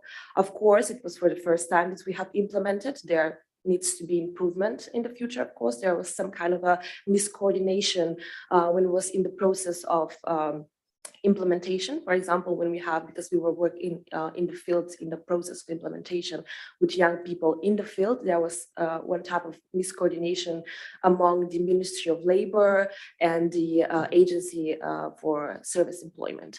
So, for example, they have the measures vary for a couple of days, and when we send the field workers on the field to approach young people that haven't heard about the measures and are not part of the formal educations, the measures were gone.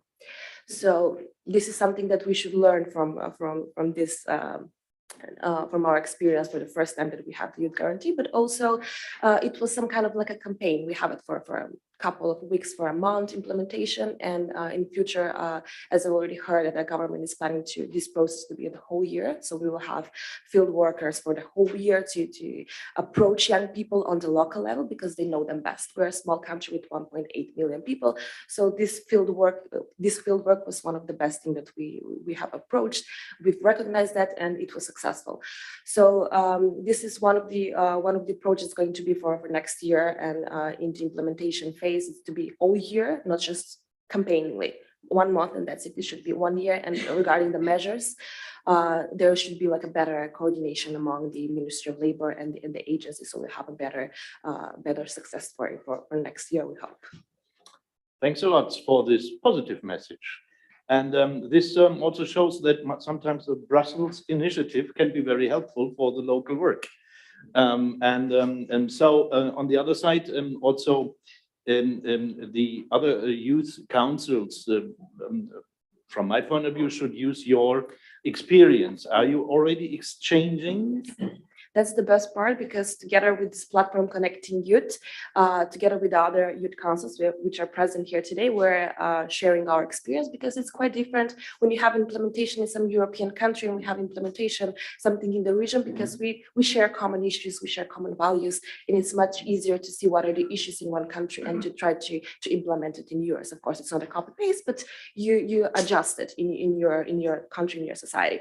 So yes, we have shared our experience, our knowledge. We're working together, helping them in the process. For any questions, we're open to them and collaborating for them to have the successful implementation of the youth guarantee as well. Thanks a lot.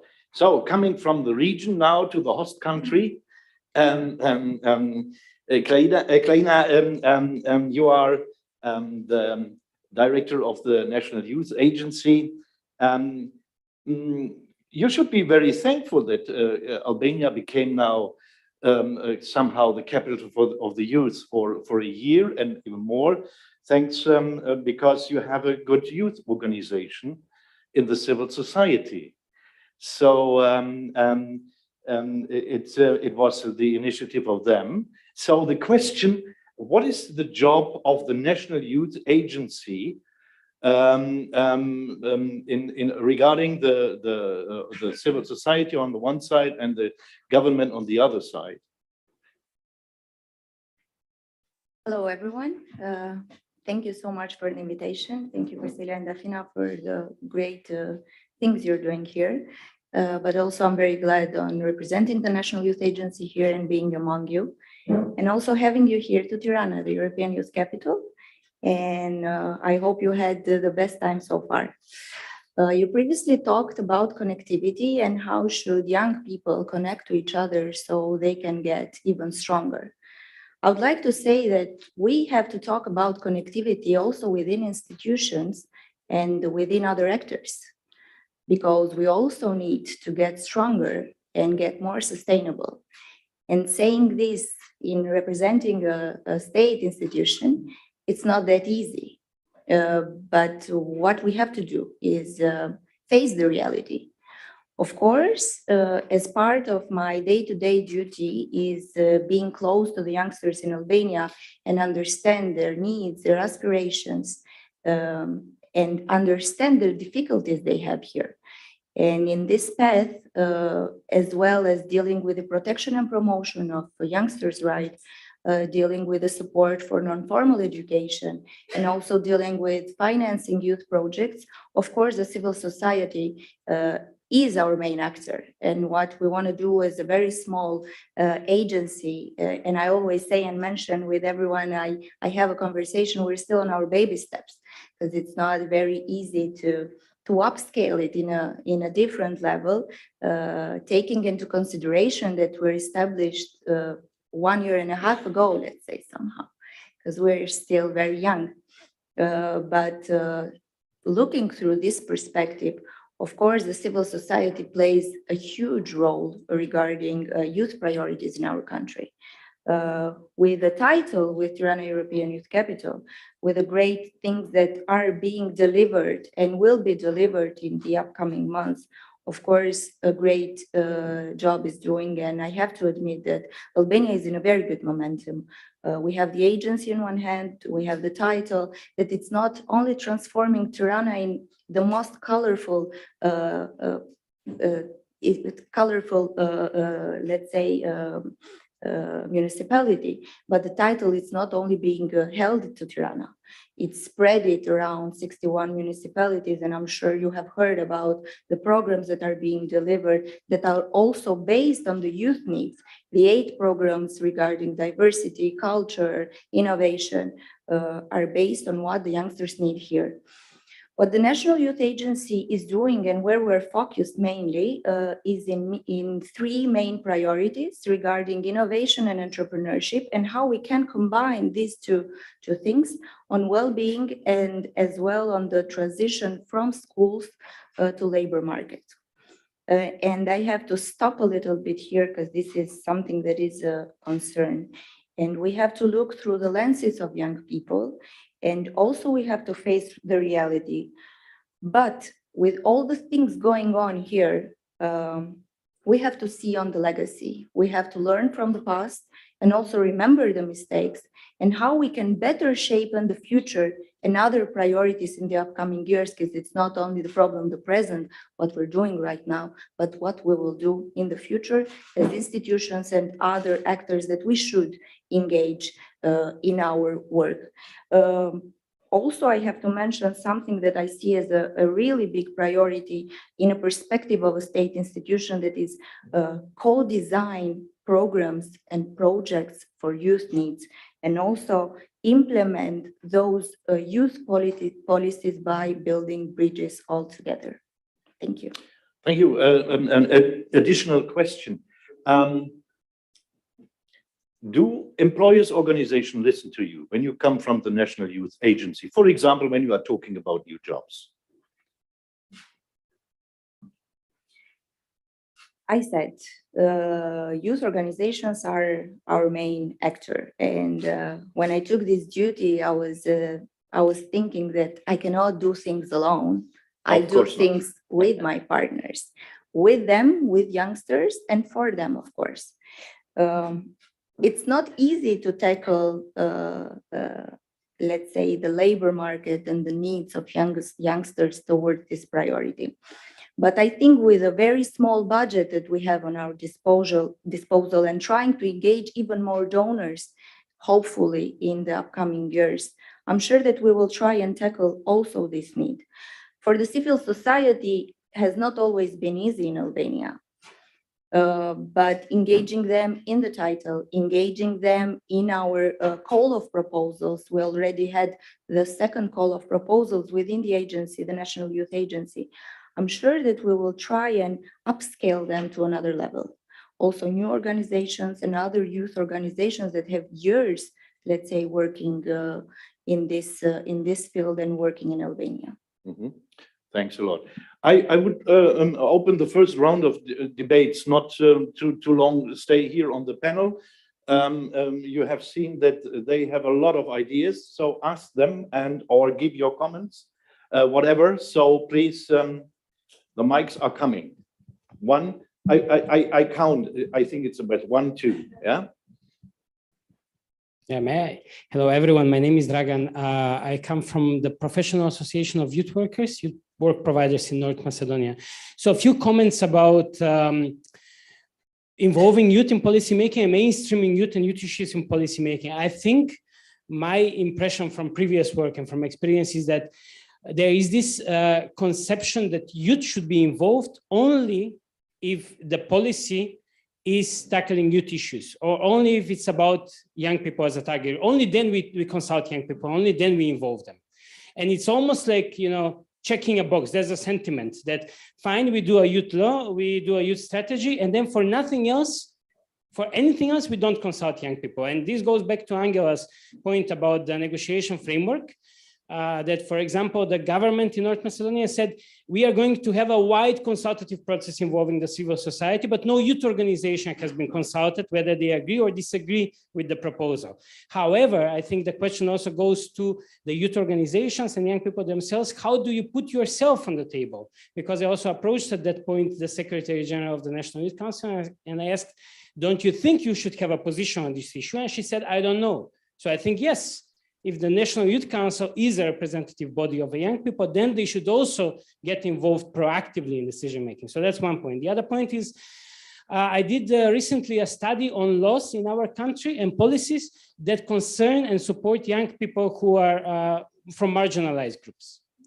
Only the youth law had specific measures and actions concerning young people. We somehow assume that young people are covered under all the policies, but then when you read the laws, when you read the strategy, when you read the action plans, young people are not mentioned.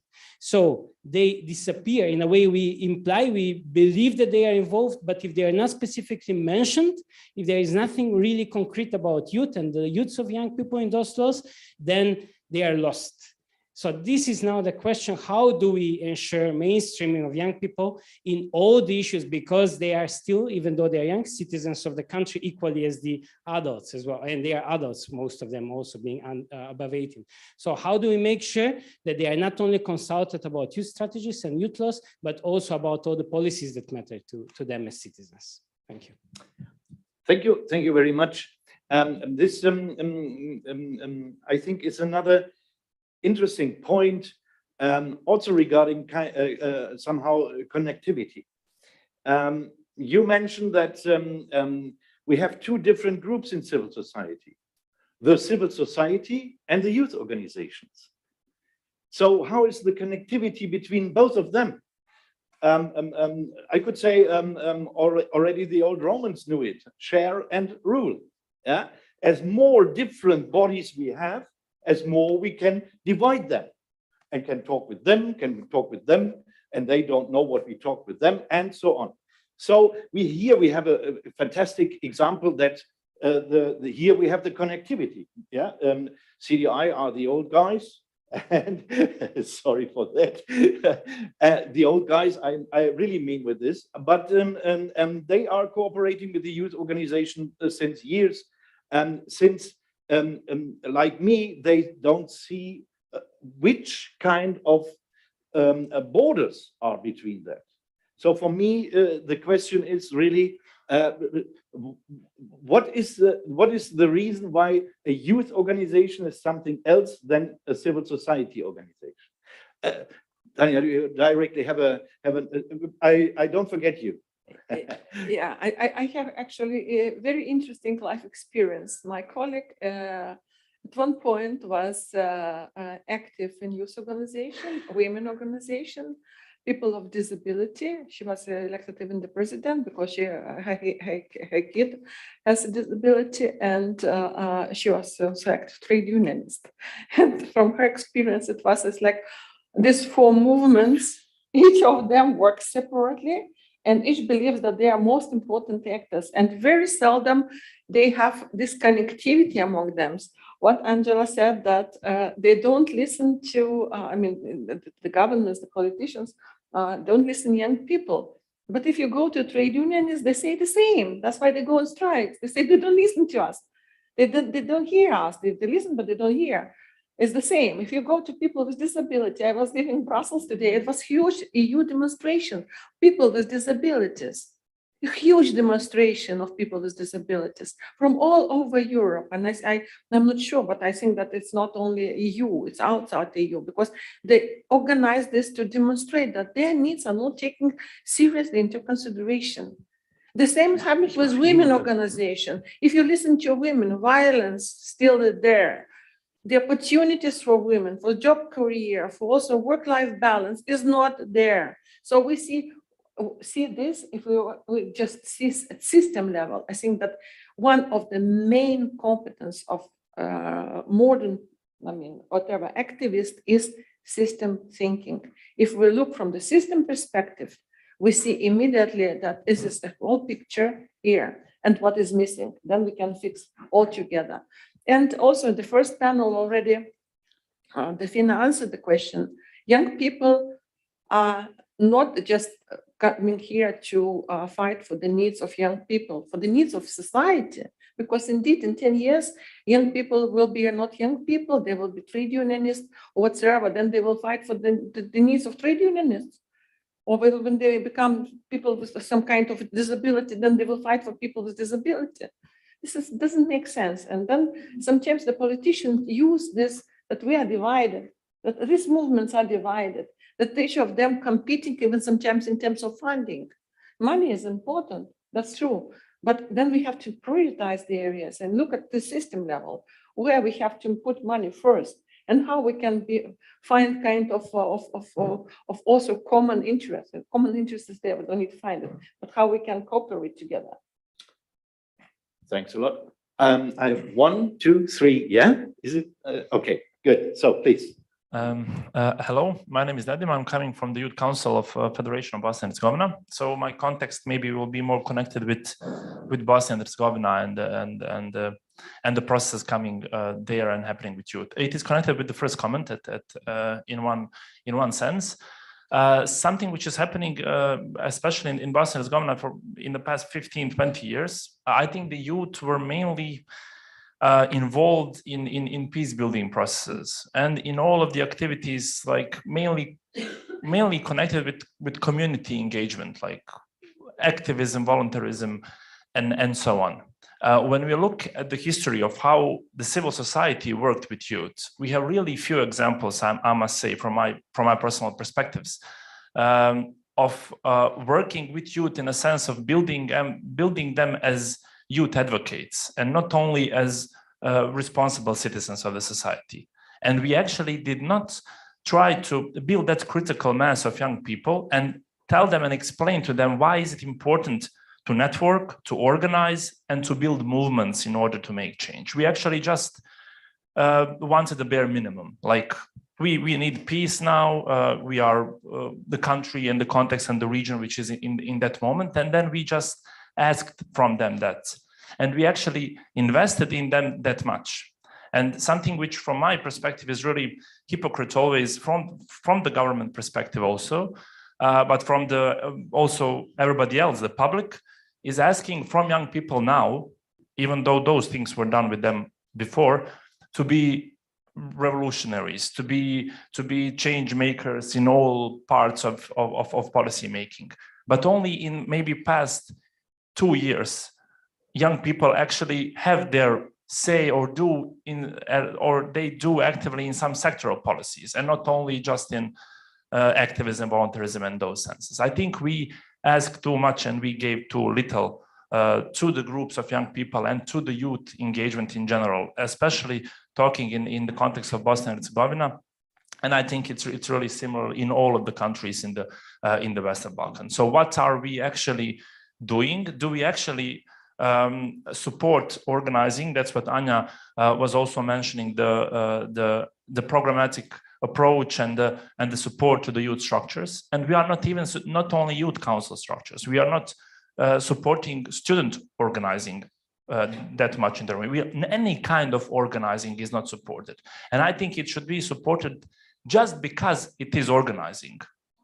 And just because it is organizing of young people, nothing more is relevant there. Everything else will be part of the process. But I think that kind of belief and that kind of a systematic approach toward young people is not still present, nor from the government institutions. But I fear that also from international community and the donor perspective, we also lack that kind of approach.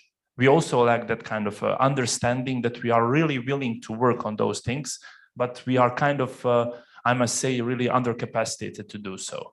And we are in a great moment, in a one really decisive moment.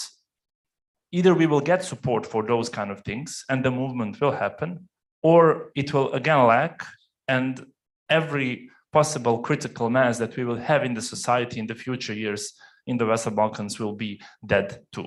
So this is maybe kind of an overreaction, but I think it's really important if we wish to do something more. So it's more of a remark and maybe maybe it would be useful to know maybe your examples of how in your organizations or perspectives in any sense, donor or international sense, how you really support this kind of youth organizing and how can be from both sides supported, and that can be a good also. Thanks a lot. Yeah, yesterday we touched already the point regarding the origin of civil society. And civil society in this region has another origin than the civil society movements in, let's say, in Western Europe. They didn't start with funds, but because they came from the bottom, from the civil society. This is the reason why it's called civil society. And so this was the reason why all Western European democrats thought, now we have to install civil society also in the Balkans. And so I'm a bit critical with that, because this is a naming which is not always the right one. And but I think also this is, let's say, a must then for this kind of civil society to connect with those for whom they are saying to speak. Civil society organizations are demanding in the name of the civil society. And mostly, the civil society doesn't know that. And this is a problem. I think this is a problem for you, because Tanya was already talking about movement. I think the connectivity cannot be only on the level of exchanging papers and experiences on papers, but also in acting together, like you mentioned.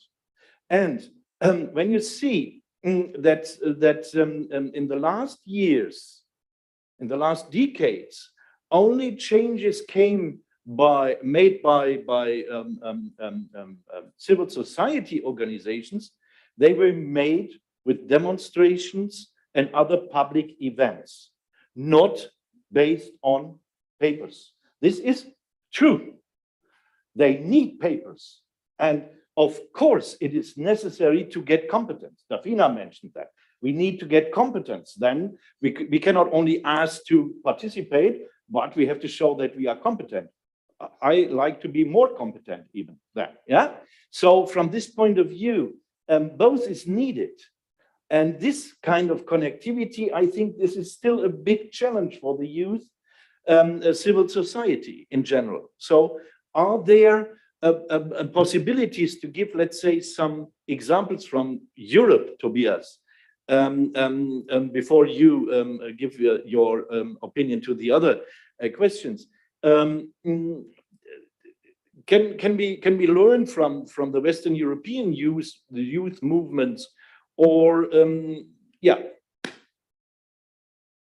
Well, I don't know if it's learned, but actually in the last panel, there was Tom from the European Youth Forum sitting here, and the European Youth Forum is a big umbrella bringing together a lot of people and youth councils and youth organizations out of the civil society. And then that's the task, debating ideas and then having a democratic process, and then going out to politicians and to do the lobby for the young people. And that's where I wanted to tackle also some of the comments, because I fully agree on the funding things. So you need substantial and sustainable funding from governmental bodies just to organize yourselves. And you're absolutely right, but often it's forgotten that then you are discussing and you are not in line with the government who gives you the money, for example. So, but that's the task. You have the structure, you're discussing, and then some ideas are quite good from the government, others are not good, and you say clearly, we don't like this and we like this. So, but for the next election campaign, for example, for the politicians, it's not fine because you're complaining. But actually, it's a task to get the concrete funding. And then I wanted to also tackle a little bit on Tatjana's issue. It's not in the same mode like the trade unions, because most of the trade unions members, they can go to the voting box and elect on the politicians.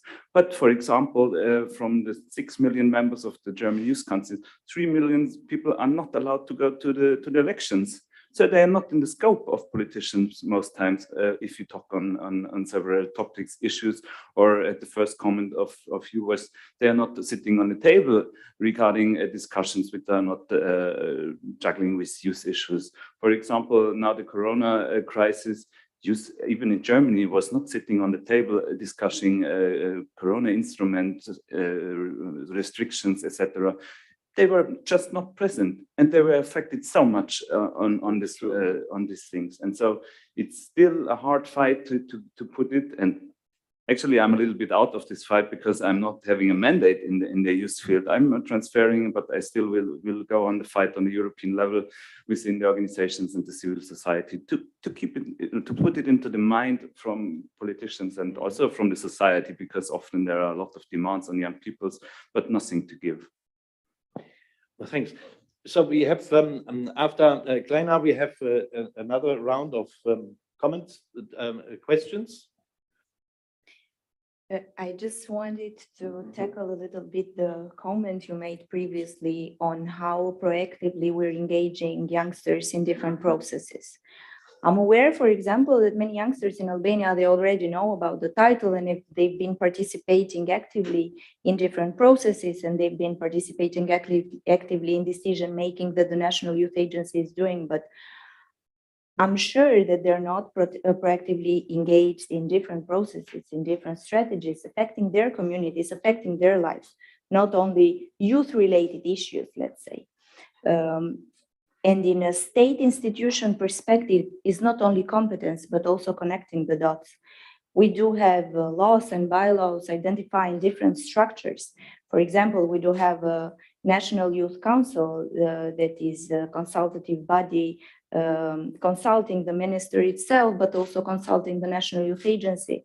But we also have the need to establish the local youth councils, because Tirana is very different from other municipalities. I'm aware that in Tirana, the council has a huge member group with youngsters, but it's not enough. Sometimes young people, they don't need only structures, they don't need only papers. They need to know the modalities, how to find open doors and how they can enter and later on proactively, let's say, be engaged in different processes. And this is a big role that different institutions and different actors must have.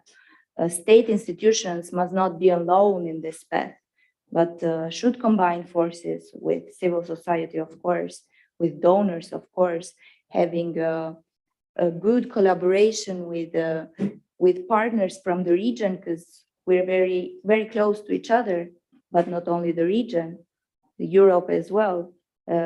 We're defined with the same priorities as European youngsters. So this is the way I see it. Thank you. Thank you. So, comments, questions? Or I give directly to Tanya? Yeah, just before, I comment on the Tobias. My point was that exactly, that's a limitation of youth organizations, that they stay aside of the other movements.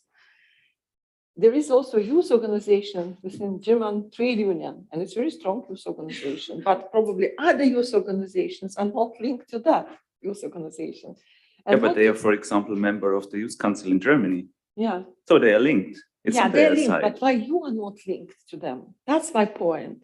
Because I'm coming from Lithuania. Lithuania in the Middle Ages used to be a country with separate households, not villages, not small cities. Everyone preferred to have their own house, a lot of land, and live separately. So sometimes I see this medieval Lithuania when I see the map of how youth organizations are organized.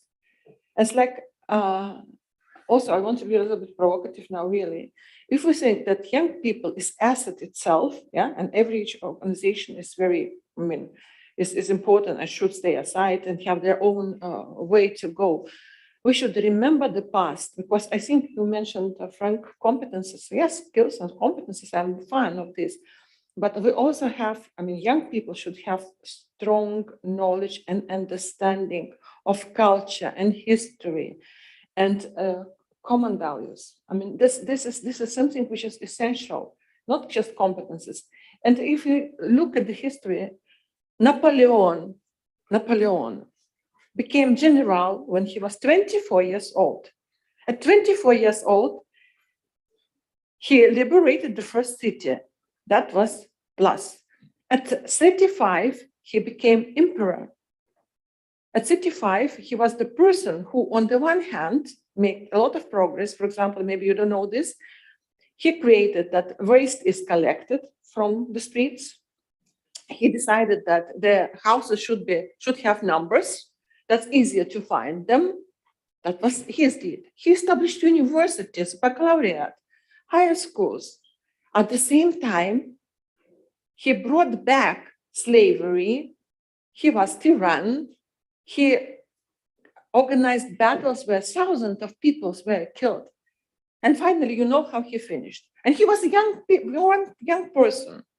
So that's when we speak about that young is already an asset. We have to think if really we give a power in the hands of that single person or organization. And some youth organizations, they are neo-Nazi organizations. There are such organizations, and they're very dangerous. And we see this, we observe that it happens in Italy now. We observe also in some other organizations. So that's why I think the more bridges there are between organizations, different movements, the stronger we all are, civil society, the more we can force those who are taking the decisions to take the right decision. Otherwise, we just, as we say in Messina, there is a saying, the voice of barking dog is not going to the sky. I mean, nobody is hearing this dog, barking dog. Thanks a lot. So, comments? Okay, if not, then I would like to put, let's say, one topic on the table, more visible on the table, regarding the question, why do we need participation in policymaking? One of the main dreams of youngsters is to get a job, a good job. Regarding to the, so we have to see, coming back to the what was said at the beginning, we have to see that if there are jobs for youngsters, then they are taken by academics, even when it is a taxi driver job or whatever. So the academics are taking the jobs which could be taken by the non-academics. And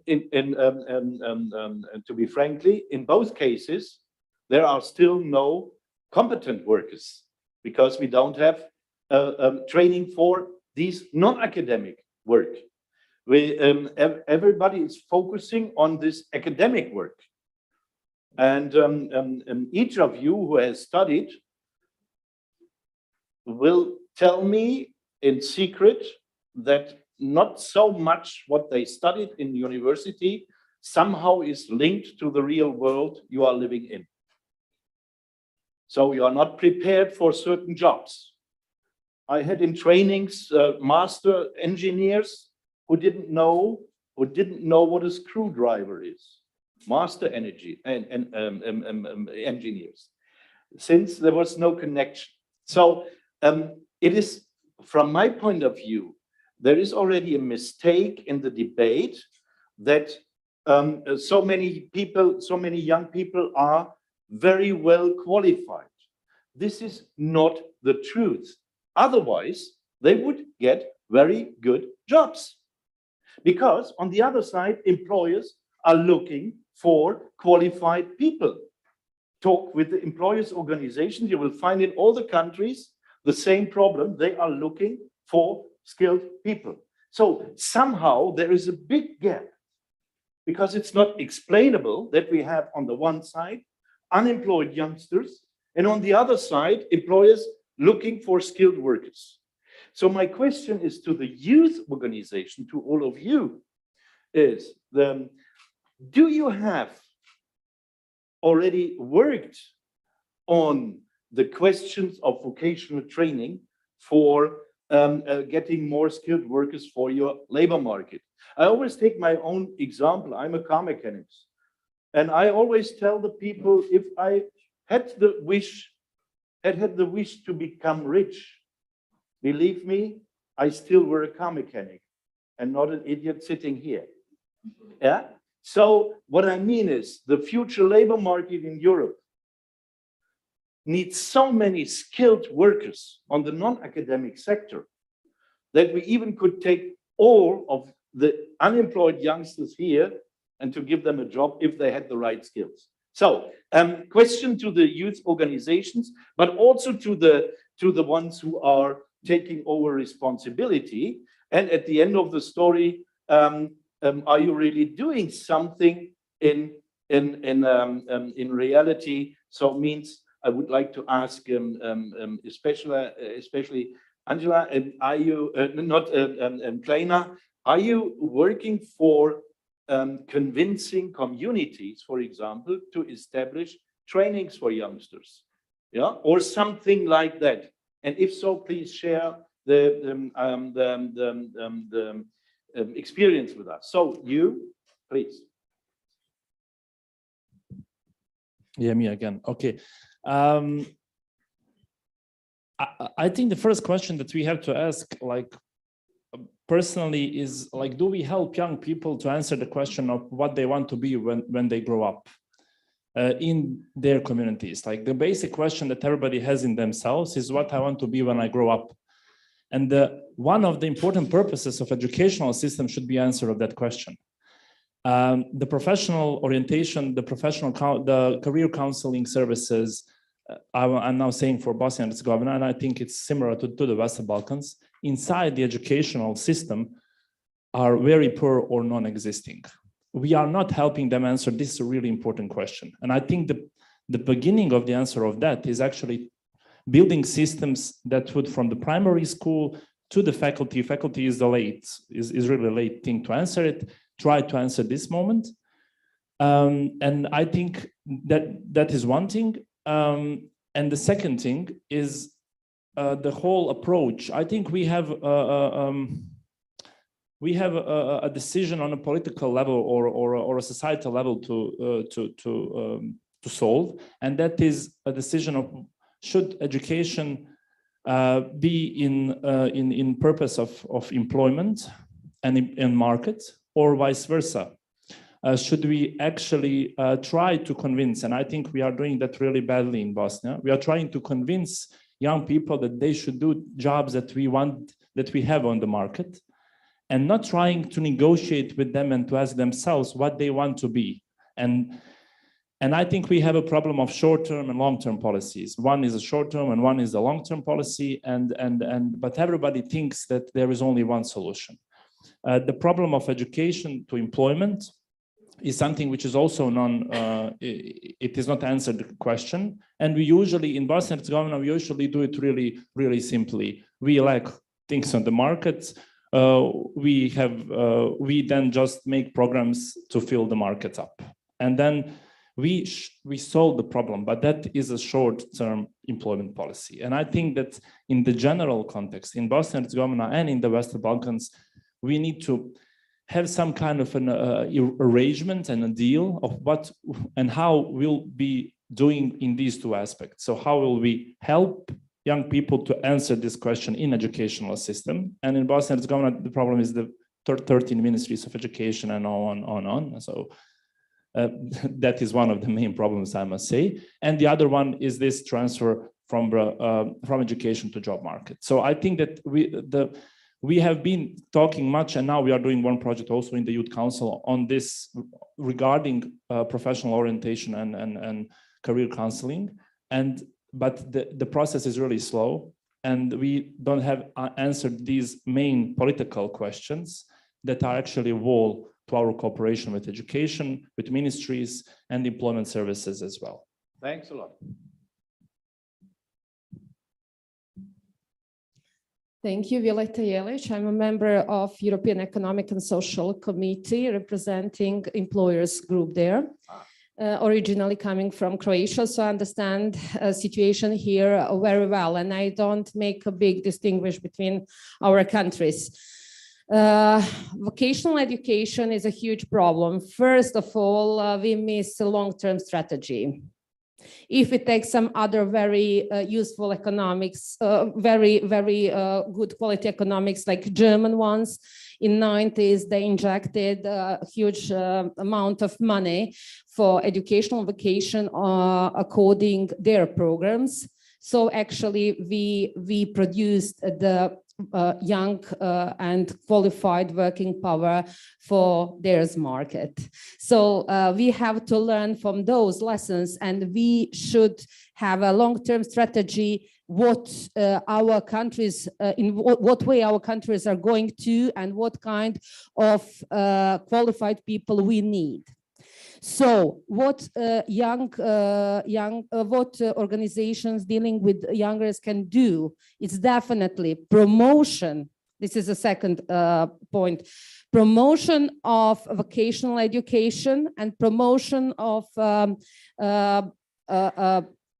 actually educated people for not just university professors, but car mechanics, tailor-made dresses and things like that, because we really miss them, and all of them can earn a lot of money out of it. But to make them a situation possible to stay at home and work at home for money, not just earning it somewhere else. So the biggest problem why I'm mentioning promotion is the mentality. When we start out of our family, all our mothers and fathers want us to see as doctors or university professors. So changing mentality is the point where we should start. Thank you. Thank you very much. So this was another voice of the civil society, the employers, which are an important part of civil society, by the way. Because they are somehow the ones who could create more jobs, could be pressed, and they are even asking for that. Thank you very much. So, just a quick comment. I'm Francesco, working in the Secretariat of the European Youth Forum. Concerning the labor market, I think a huge problem is also concerning the contracts that we're offering young people. So at the European level, we are fighting to ban unpaid internships, and the first experience of most young people is unpaid work. So I think that if we offer like good contracts to young people as a first experience, we can try to solve this problem really much. Thank you. So more from your side. I don't have a watch, so how much time do we have? We don't have time. Aha, very good. So only one longer speech from me. And that's it. No, of course. I would like to have the final round with the panelists, so so that we have, let's say, at least some homework, because conferences are the only part of a process where we have a standstill. Everything else, what is moving, it has to happen between the conferences. And I would like to get some homework from the panel to all of us. Let's start there, and the minority comes last, like in real life. I will be very quick. Inclusive trade market for youngsters in Albania, big priority, and I'm sure it's the same in all Western Balkan countries. And how we're trying to deal with this issue is, of course, one, career counseling, trying to put it in the curricula in primary schools, and starting by this in the early stages, because university might be too late. What the National Youth Agency is doing, we are putting very small puzzles in the whole picture, because young institutions, small one, but of course collaborating with other line ministries that have to tackle this kind of issue. And of course, offering training for youngsters, including career guidance. Till now, we have 3 main trainings, like, let's say, we call it a summer camp, winter camp, and another training related to coding and also digital skills combined with entrepreneurship. But also investing on youth infrastructure. And by investing in youth infrastructure and having places, having youth centers, For them, I'm sure it will be easier. Tirana is one thing, other municipalities I already mentioned, some other thing. And also we are investing in the national internship program.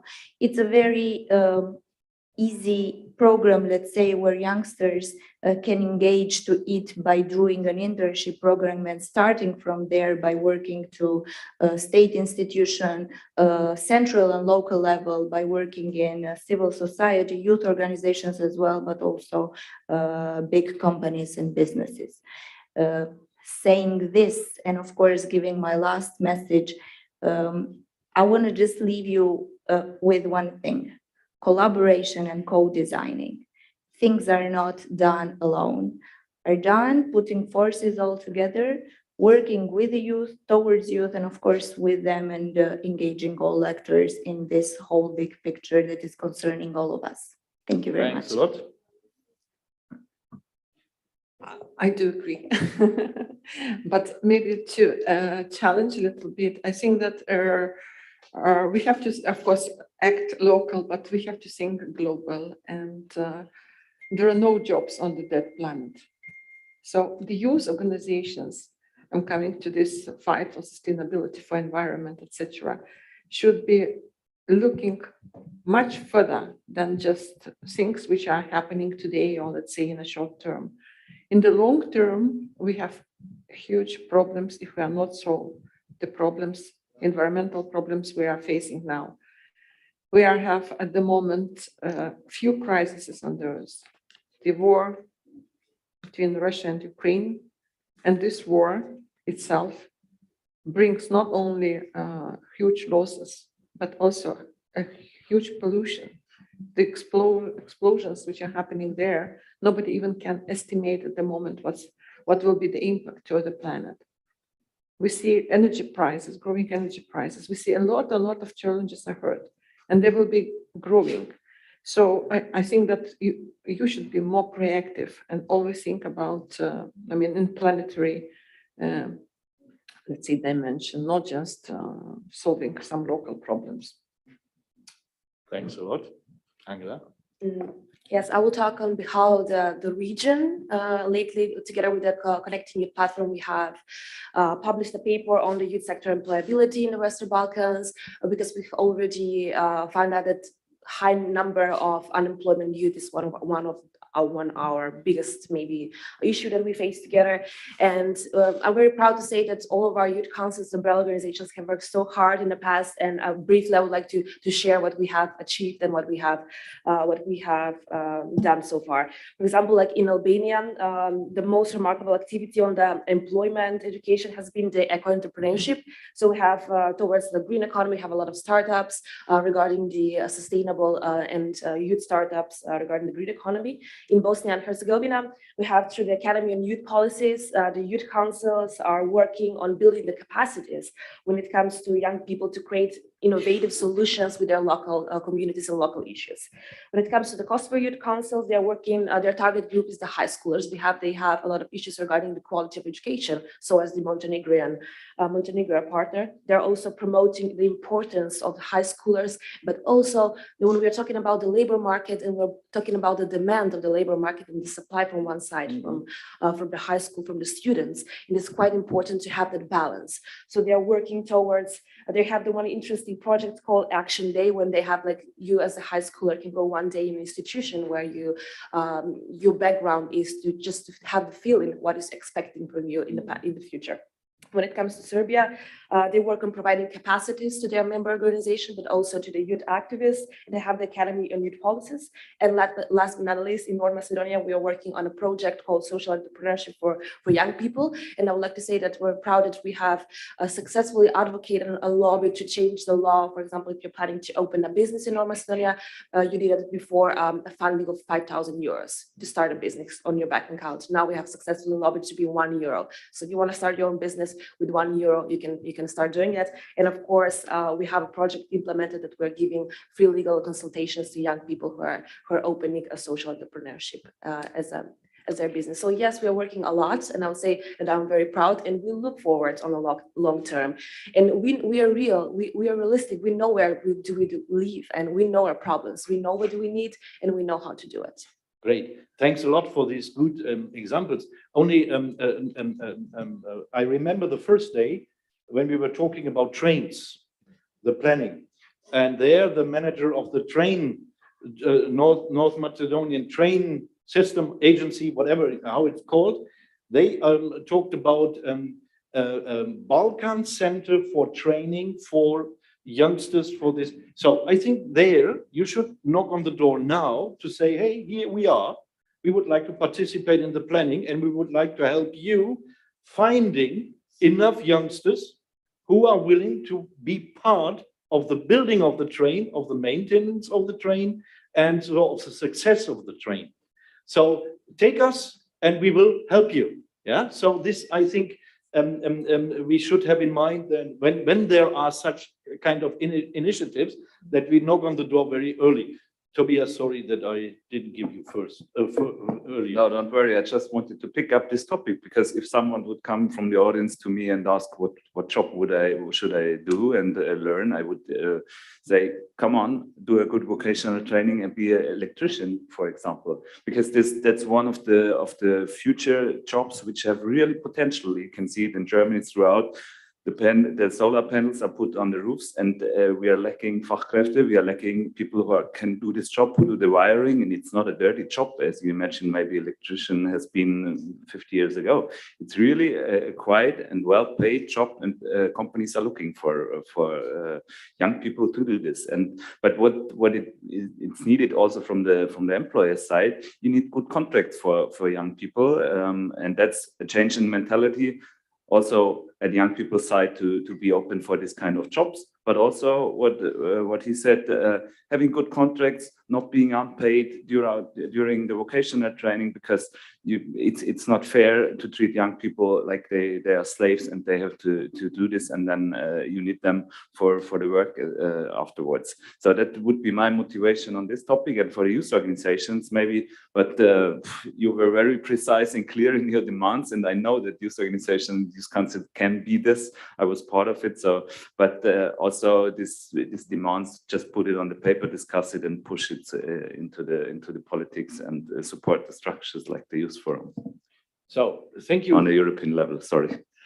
On the European level. Good. Thank you very much. I think it was an interesting exchange of information, comments, and wishes. And so this leads me not to make a summary of that. I want to let it open because there was enough for you to take home and make your homework wherever you can do that.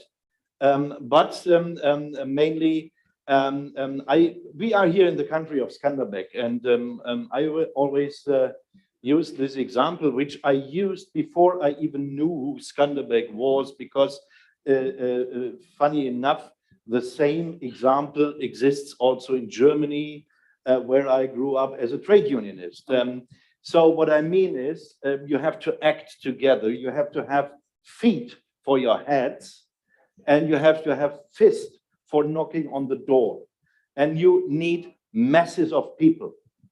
So if 10 people knock on the door, they don't open. If 100, they start to talk, shall we let them in or not? If there are 10,000, they don't have any chance to let it closed. This is a very simple message. And coming back to Skanderbeg or to the German trade unions who had the same example, you can break every finger like they do, but never the fist. And this is exactly what you need as youth organizations, as civil society organizations. From my point of view, feet, fists, and many people who are with you, because you are always telling that you are speaking in their name. So please prove it. Thank you very much. And yeah, have a nice time. Be successful.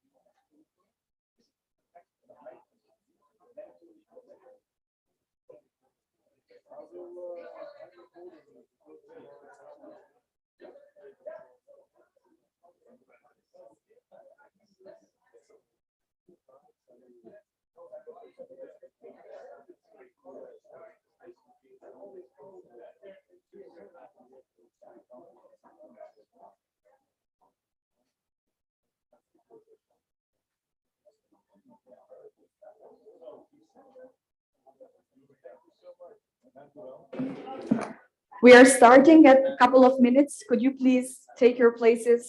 Thank you.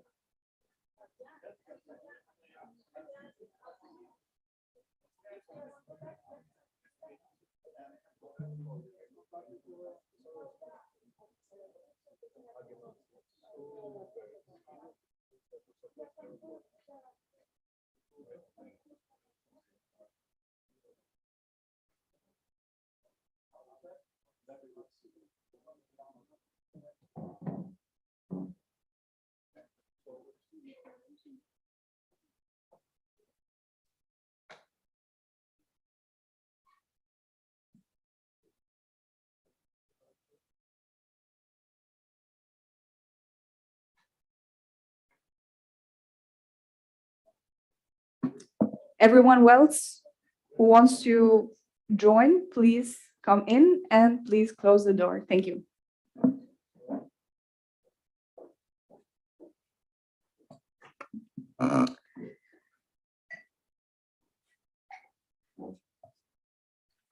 Hello again, and nice to have you here. Thank you, Frank, for taking half of my time for this panel.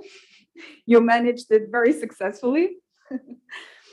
It is my pleasure to have with me here Mr. Vukašin Grozdanovic from Opens in Novi Sad, Serbia. Welcome. Ivan Eriotti, our very good friend from European Youth Forum. Hello, Ivan. And Marco Costantino from Youth Policies Department of Apulia region, Italy. Thank you for being here. I'm also very keen and looking forward on our discussion today. It is the last discussion, but I'm pretty sure that we're going to bring some dynamics here and speaking more in concrete, because each of you has a certain experience, colorful experience, which has been going through.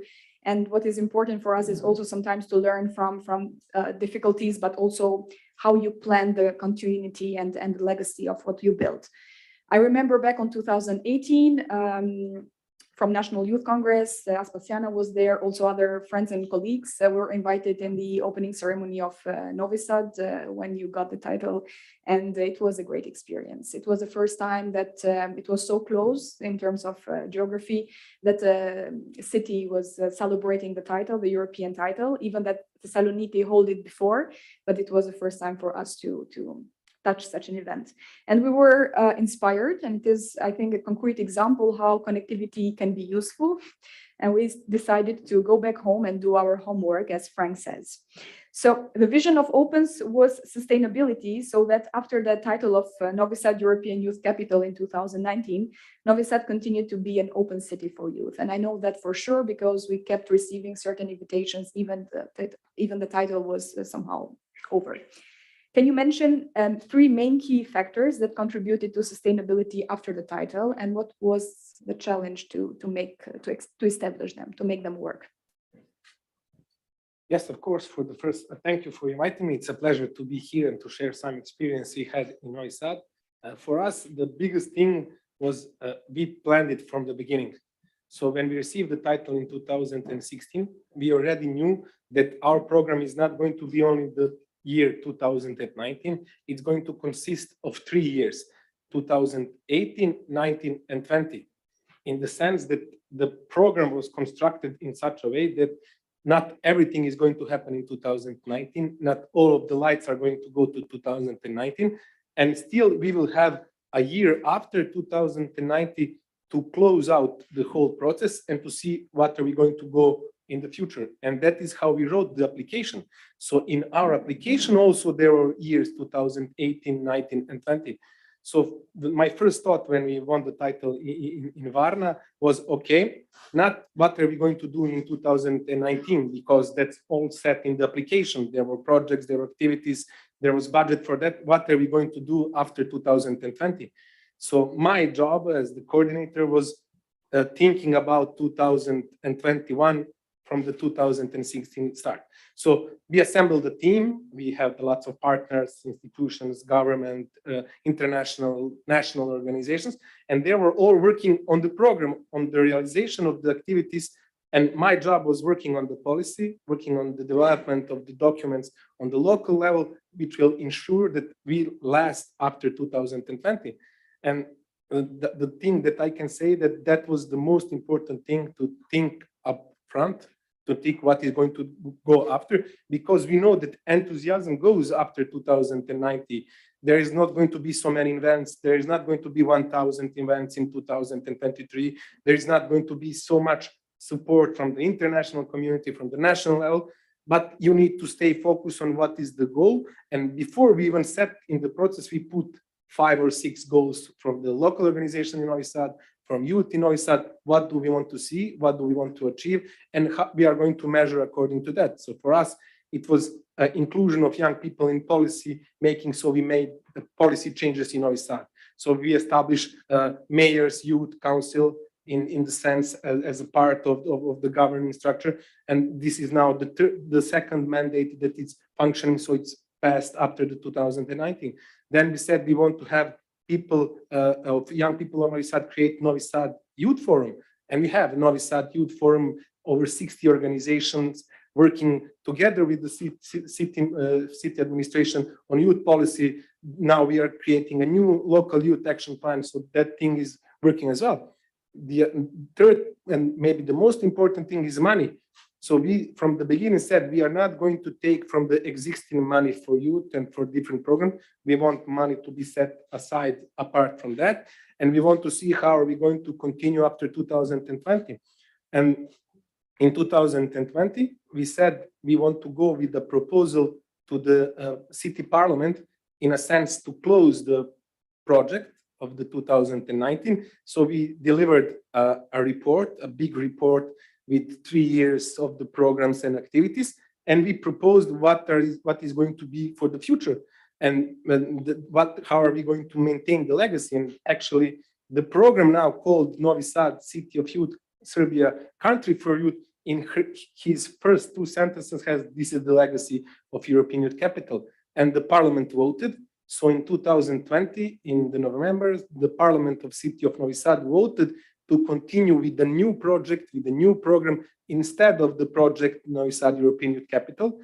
With the big difference, Novi Sad European Youth Capital had its mandate, so it was like 3 years. Now we have an open-ended program that is going to be continued on each year, and based on the evaluation we do with the city each year, we are preparing a program, a budget for the next year. And in that sense, when 2021 came, and you all know about the pandemic year and about all of the troubles, but the program stayed, the funding stayed, and we continue working even through pandemic. That is the true testament that it was well planned, well thought. Of course, we do not have budgets like we had in 2019. For example, in 2019, only from the city administration and national local level, we had around 3.5 million euros. Now we are close to 1 million euros. So, but still, for the activities to have continuous programs, it's really important to have some sustainable budget. And of course, during the title year, we had big events, big concerts. Now we are focusing on small programs, on continuous programs and activities, building up to service what the society needs and what are the young people needs in Novi Sad. So those are maybe key three factors. Thank you very much, Vukašin. Really, your experience was quite valuable, and we also find the opportunity publicly to thank you for handovering the knowledge since in the very beginning. You were one of our supporters, and we'll never forget that. We hope that in your legacy building process, but also ours, we will cooperate in the future and see what we can do jointly.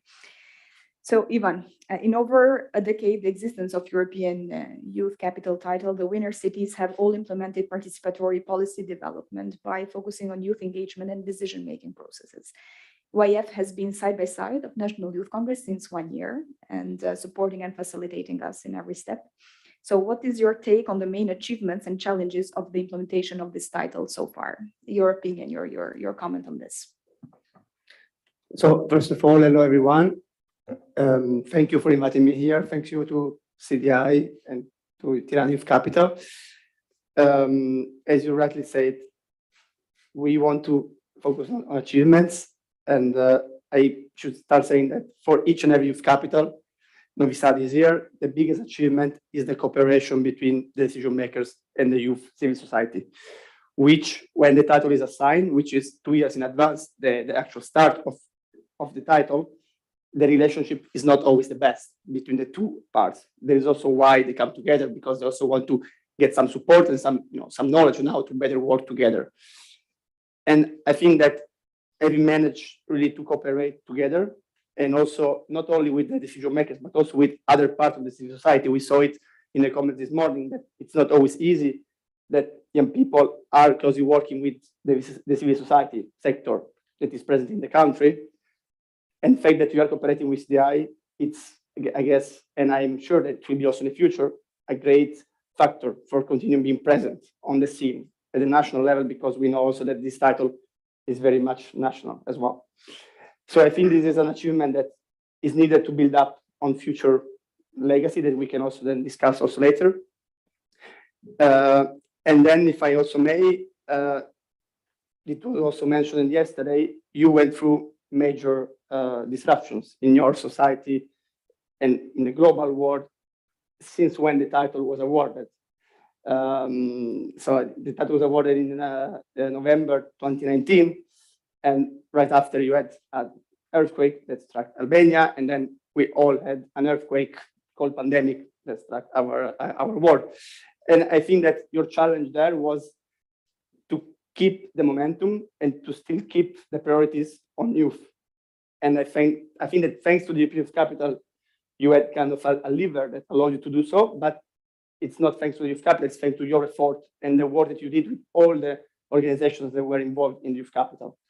And it was very likely that, as it happened in many parts of Europe, then the financial resources would be allocated to other most, in a way, politically urgent issues, but you were in a way, you were working towards a result that then would maintain the efforts and the funding for the youth capital projects. And this has been done, and the funding has been maintained, and we're also able to raise even more funding than previously, in a way, promised compared to what you presented in your own application. So I think this is also a great achievement that shows that once you work together among the civil society organization and not just with youth organizations, you can really reach out to more ambitious targets.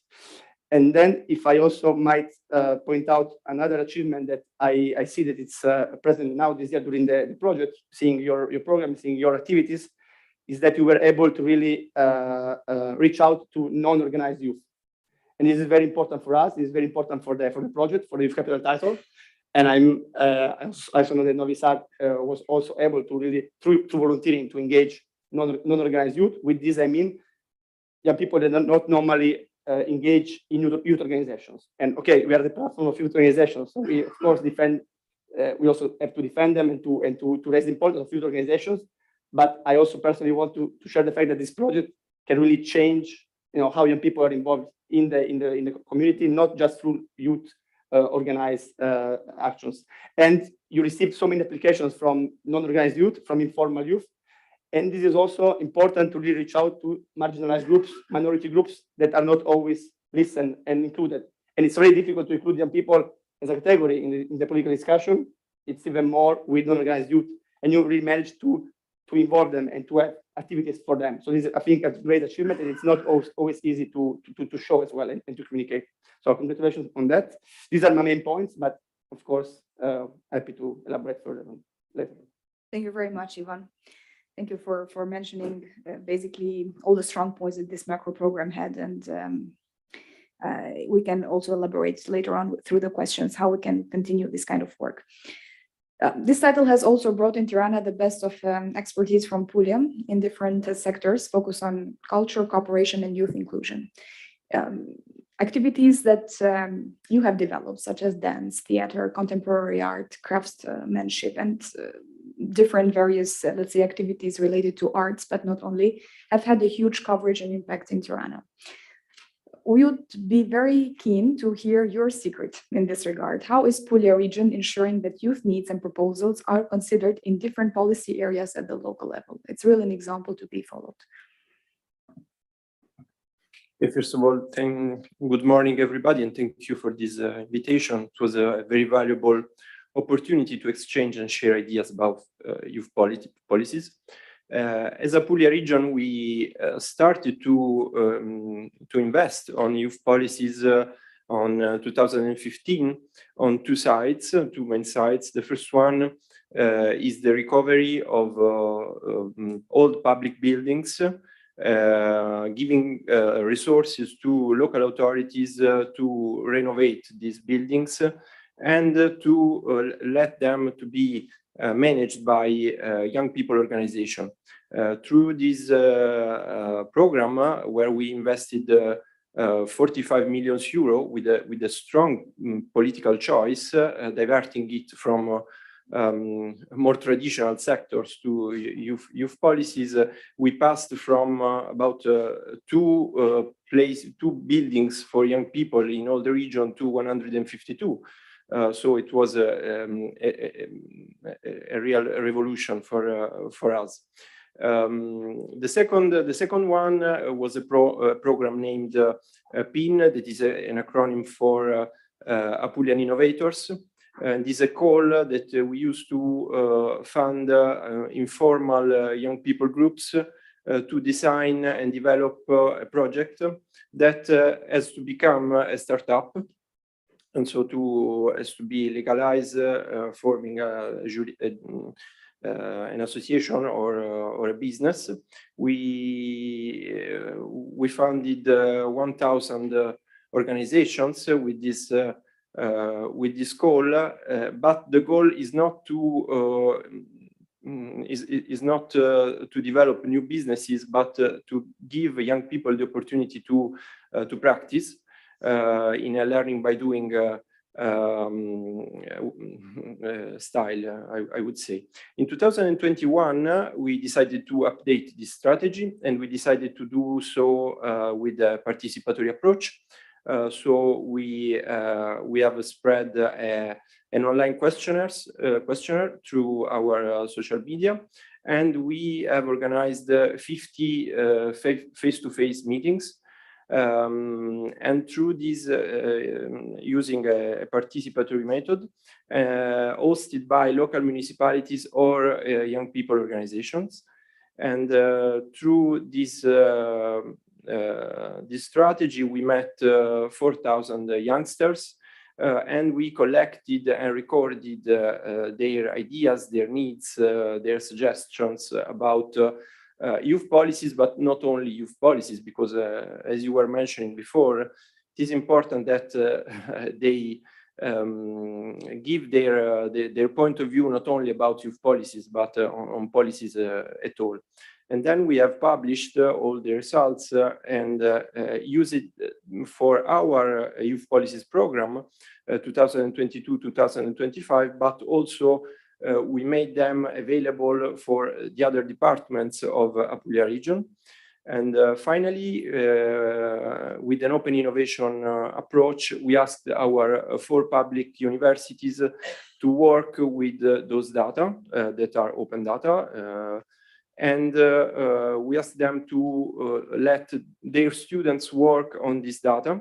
And they proposed some actions that now are inside our program. As you were mentioning before in the first panel, we have to manage the expectation very much, and we feel this burden every day. But I think that the contribution of young people through this participatory approach to the program is a very important plus for us. Thank you. Thank you very much, Marco, for this very clear roadmap, how you managed to make sure, firstly, the participation, meaningful participation and inclusion, and then secondly, to involve other stakeholders in order to fulfill this huge mission that you put on your shoulders. Going back to Vukašin, you explained very clearly how important it is to make a proper planning and to foresee a little bit in the future, because we know that, of course, enthusiasm and momentum doesn't last long, but the commitment can do. So what would you recommend to us regarding the capitalization of Tirana European Youth Capital 2022? Your honest thoughts about that. It's very important to see what is the evaluation you are going to do, going to say, and what are the programs that need to continue. In the sense, Novi Sad is a let's say a small town, smaller than Tirana, but it was also chosen to be a European capital of culture. So in Novi Sad, we have a lot of cultural events organized by different city administrations and by capital of culture. So we had several festivals during the title year, but then we said, okay, Novi Sad already does have an exit festival, has festivals, maybe we should invest in different kinds of program than during the title year. So then we said, okay, we are not going to have 5 festivals organized by Opens. There are different festivals that already exist, that already have different kinds of cooperations with youth and with us. Maybe we should focus on long-lasting programs, how to involve youth workers, how to educate young people to be more active in participation in high schools, in universities, in city government, how to build capacities for youth, how to open spaces for youth, not just one space that we open, how can other spaces that are, let's say, now not active or ruins can be renovated to be for youth and for youth activities. How can we connect? Because a big problem in Novi Sad, in Serbia in general, is that multi-sectoral cooperations. Okay, we have an administration office for youth, but how can we cooperate with the health sector and with the employment sector? And thinking about the policies, what can we put in place in the sense to promote multi-sector approach? And then city, as a reaction, opened an office for communication with civil society, when one of our colleagues that was working in Opens went there and became a director of that office. introducing in other aspects of grant giving in the city schemes and models that were created during openness, that young people or the people or civil society that is part of the realization be part of the evaluation and be part of the commissions making the decisions. So in the sense, small steps to always have in mind a goal for 5 or 10 years, but to understand that it needs to go step by step, and then it cannot go faster than as the society dictates. So in that sense, being reasonable, what can be done in such short period of time. And for us, what is going to be next milestone is going to be when the elections in Novi Sad happen and there is a change of the political parties in power now. So we didn't have that for the past 10 years. So I don't know, is that going to be in the next election that is going to be after 4 years? But that is the next milestone, which is going to show, are we truly a system? Are we truly for the all of young people or the politicians and political parties? Or it was a thing that was, let's say, promoted by the political party at the time in power? And the other thing that you already done, because you are the capital of Albania, Novi Sad is not capital of Serbia, but we moved the program on the national level. In the sense, we said, okay, if we can find ruined spaces in Novi Sad, and we can create youth districts, create a youth center, youth creative districts, maybe we can do it across Serbia. And then we did a broad search across Serbia, and now we have 4 pilot cities in the process that are receiving funds from the national level to renovate. But instead for giving the money, they have to change policy on the local level, include young people. So it's not just about the building a youth center, but creating an environment that can be sustainable for the youth in that city. And we plan to do it 4 new cities each year. So hopefully in next 4 years, we are going to have 16 new youth center, more open cities in Serbia, according to the model in Novi Sad. So using your model, using the experience, using the way you talked with the local self-government, with the national government, because those are the things that help. It's good to have papers, but you need to have practical examples. And also somebody talked about that you need to have numbers, in the sense the organizations really had to be represented, not to represent 5 or 6 people, but hundreds or maybe thousands of people. Then you have power for your voices to be heard. And that was the similar case in Novi Sad, because Novi Sad as the city, when they first applied, they thought about European Youth Capital as a promotion title. So the Exit Festival was running it, not the youth organization. And they didn't win that year. And then youth organization came together and said, okay, this is not a title about promotion of tourism. Yes, there will be promotion of tourism, but youth policy, youth are in the center, and youth rebelled and said, okay, we are not going to give you the support if you don't include youth organizations. And when then that happened, we won the title. So in that sense, you need to represent not just 1, 2, 3, 4, 5 young people, but hundreds and thousands in order for your voices to be heard. Those are maybe several key points up to now. Thank you, Vukasin. Actually, it's true. When we all planned it from the scratch, it was also foreseen that political changes could somehow affect. And we didn't have that kind of situation yet, but still, I mean, the biggest legacy that can be built is to make sure that the system, the proper system is created. And we are a bit early in regard of data analysis and making sure that we are merging certain programs, prioritizing our focus areas. We are going through that, so by the end of year and beginning of next one, but it's great to understand that we are in line in that regard, and the persistency for continuation is something that takes place in your experience, but also in ours. Maybe just one comment. The city of Novi Sad is now developing a city strategy for the next 10 years. It was important for us to be included, and there is a vision of the city that states that at one point it was a cultural capital and youth capital.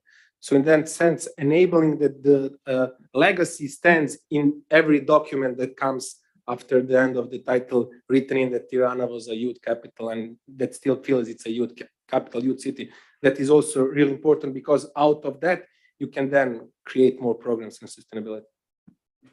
Absolutely, quite relevant. So continuing in the same approach as we had with Vukašin, I would kindly ask Ivan to identify policy areas where you see Tirana keeping the momentum of continuity, let's say, after Tirana European Youth Capital 2022, making also kind of correlation with the work happening in the European Youth Forum so far. Yes. Well, Vukašin's recommendations can be way more useful than mine, especially for your internal work, because of course he has experience. And just raising the point that you just mentioned about the strategy. So really embedding, what you have been doing, it's something that will stay there for a longer time, and to make sure that this will be really part of the city strategy. We see this in many youth capitals, and it's very effective. And so it's also a way to bring the youth policy forward in time that then expected, and it's something that really is shared by other youth capitals. But of course, also the recommendations again on how to operate internally, they are very useful. And maybe I can just highlight more international relations aspects and also external aspects like of the project. Talking about policy areas, I want to say that youth need to be mainstreamed in all policy actions. We also discussed this morning. And the fact that you are working on the 8 thematic pillars and you are having results on these 8 thematic pillars show that there is no one policy area where you can really contribute within Tirana, within the national level in Albania.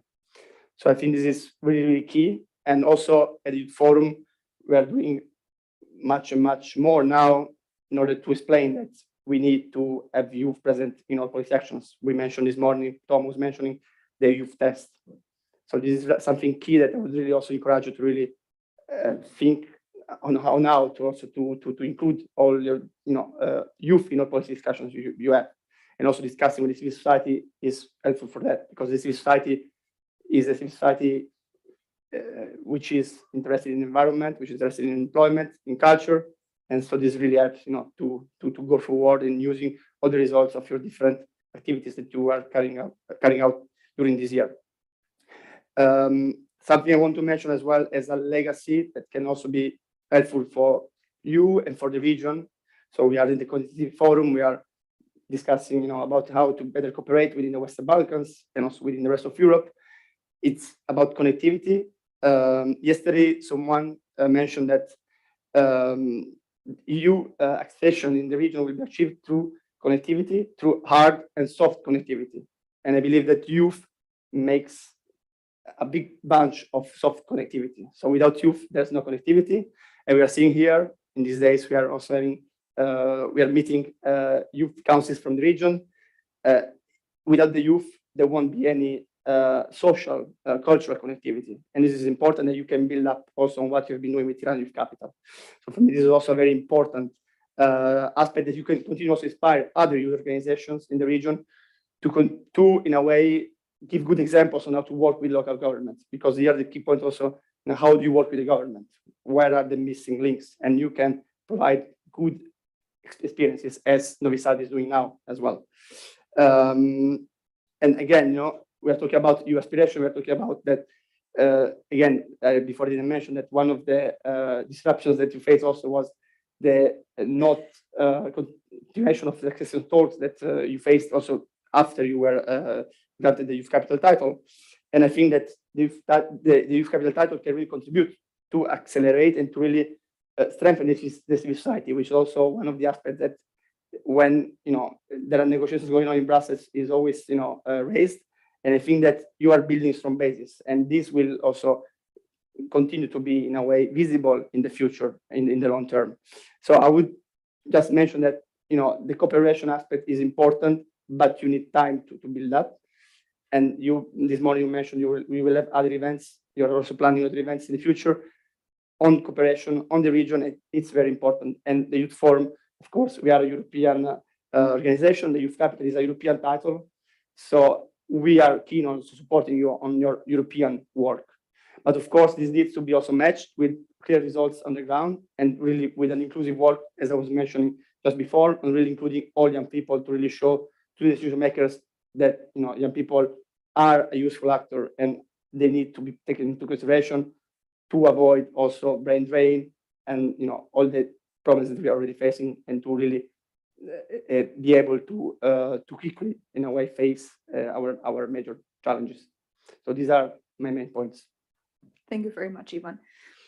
Before I impose the question, I just need to make again clear that we have 8 programmatic fields starting from economy, innovation, meaningful participation, diversity, capacities, culture, spaces, youth are Europeans, and diversity.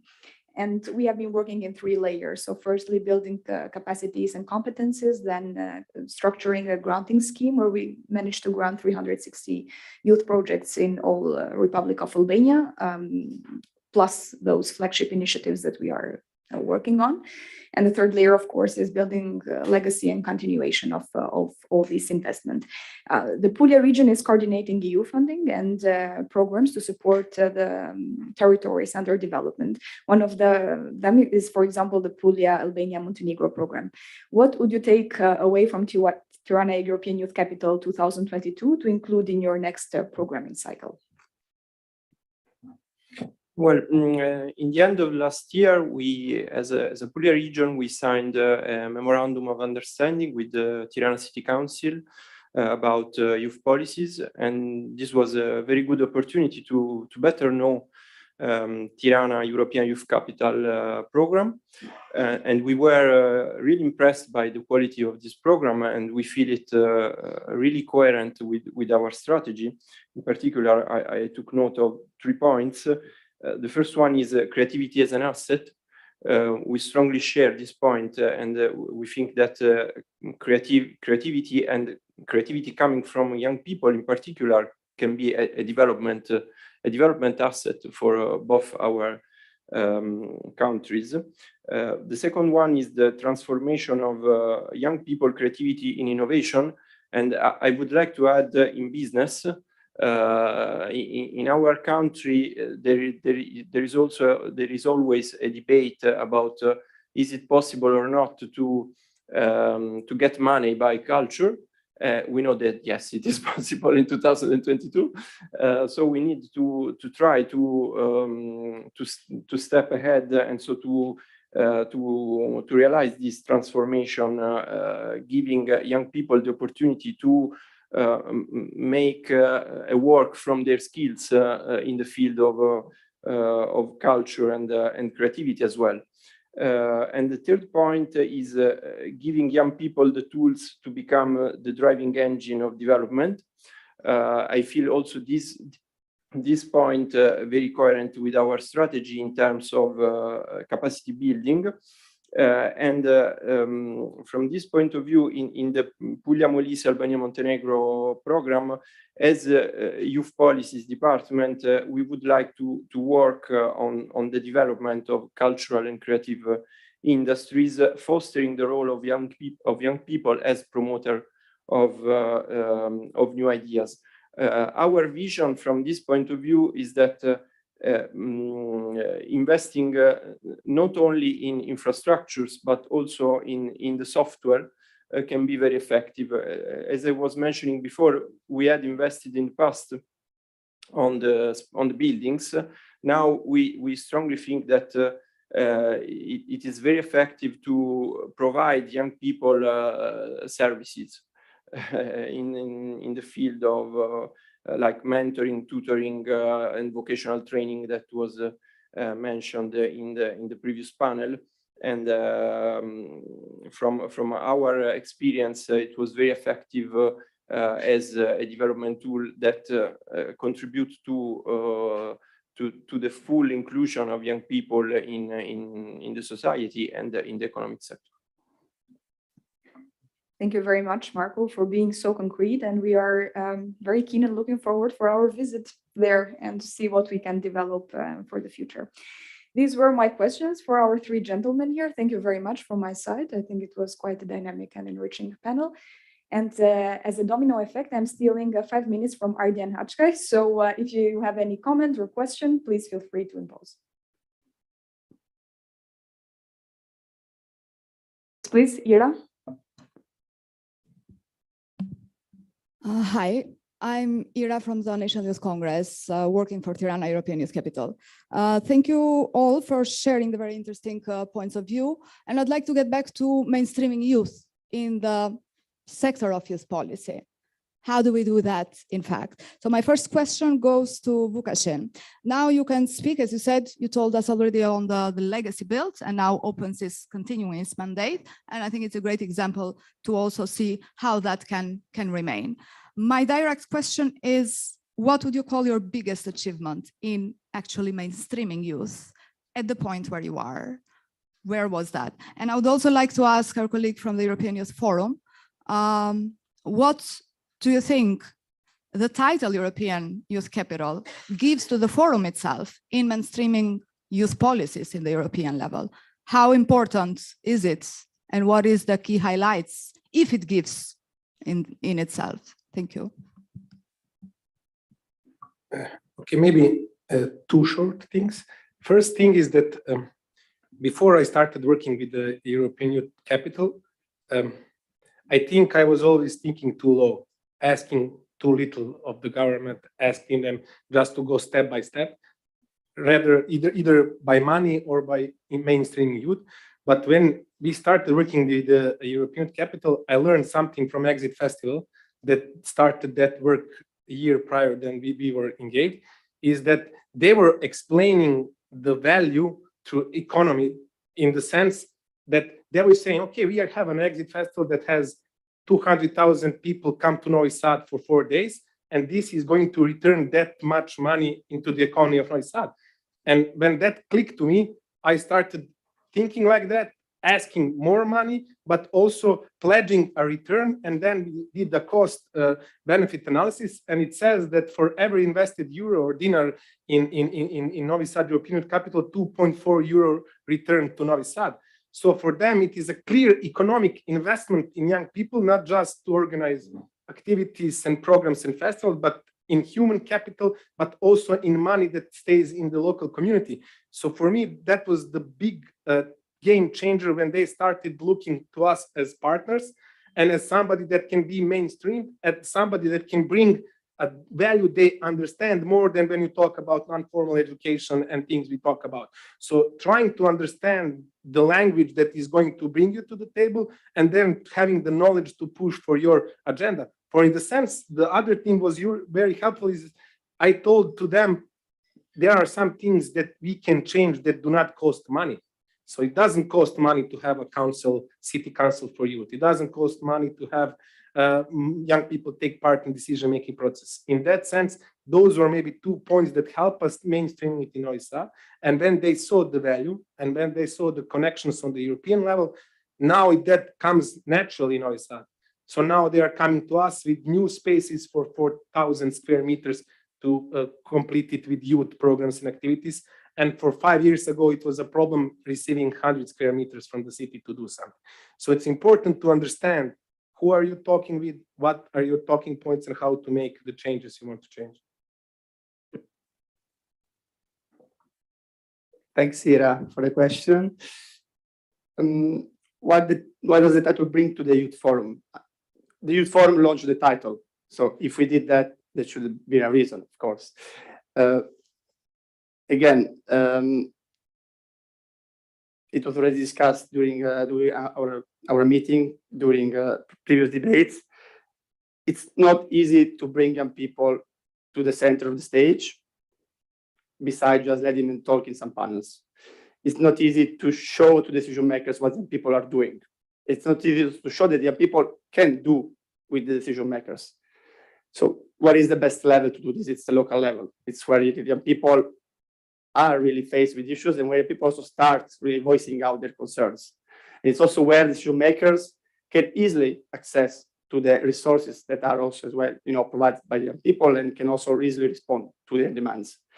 So this is also why the Youth Forum launched this title. And what does the title provide to the Youth Forum is with concrete examples, concrete results on how to face particular issues, how to face, how to support our fights on unemployment. We mentioned them in internships, or to also work on lowering the voting age. There are some cities, I know it's a very sensitive topic and it's very diverse in different countries, but there are cities that through the Youth Capital project also they launch projects on lowering the voting age. And we are, as a forum, doing a campaign on vote 16 for the next European elections. So the title serves our goals in really showing that the results are there if young people are involved, if the way of working changes, and if it's not just consultations online or just some invitations to high-level panels. So this is what the title can bring. And again, this is also about the legacy, because of course we also want to show that once young people work with decision makers, this is a normal way of working, it's a mechanism that has effects, and it should always be. So this is also in a way an invitation to the cities that have the title to continue being active and also to network between themselves. There is a network of European youth capitals, and it's also a way to really continue being in a way seen as European examples, champions of youth policies, and is of course brings benefit to the overall community. And there are all the studies that the cities have been doing on their monitoring reports, they show that cities benefit from that, not just young people. So this is also a way to tell you that what brings also to us, it's that we have a good ally, which is also the local and regional level. There is the Committee of the Regions in Brussels, which is not the decision-making body, but it's an important body. It also, it's very legitimized in a way because it really collects the voices of millions of local issues, millions of local citizens, and this is also about the civil society because society also is very well related to the local level. So this is also a way for us to build stronger actions with actors that would normally maybe not be so interested in just focusing on youth. And it's good that we have the Puglia region because it's not just cities, it's also regions. And I think these efforts, they can really pay it if there's a common work also with the youth sector in the different areas of Europe. Thank you, Ira. Thank you both. Any last comment or question? Okay. Yes, please.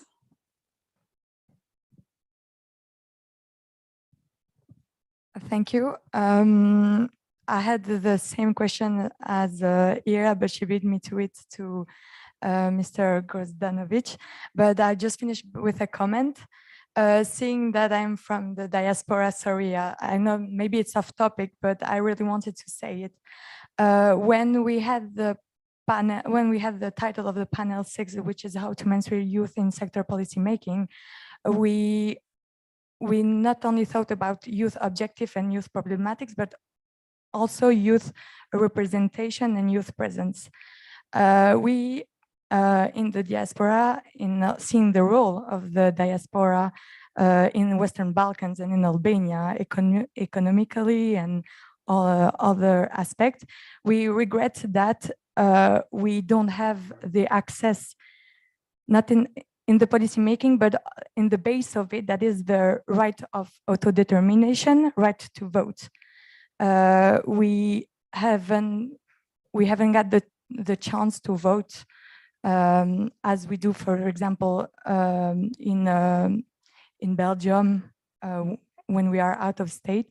And I think it's essential that we as we participate in the country have the right to also vote for our policy making people. So that's just wanted to finish with that. Thank you very much.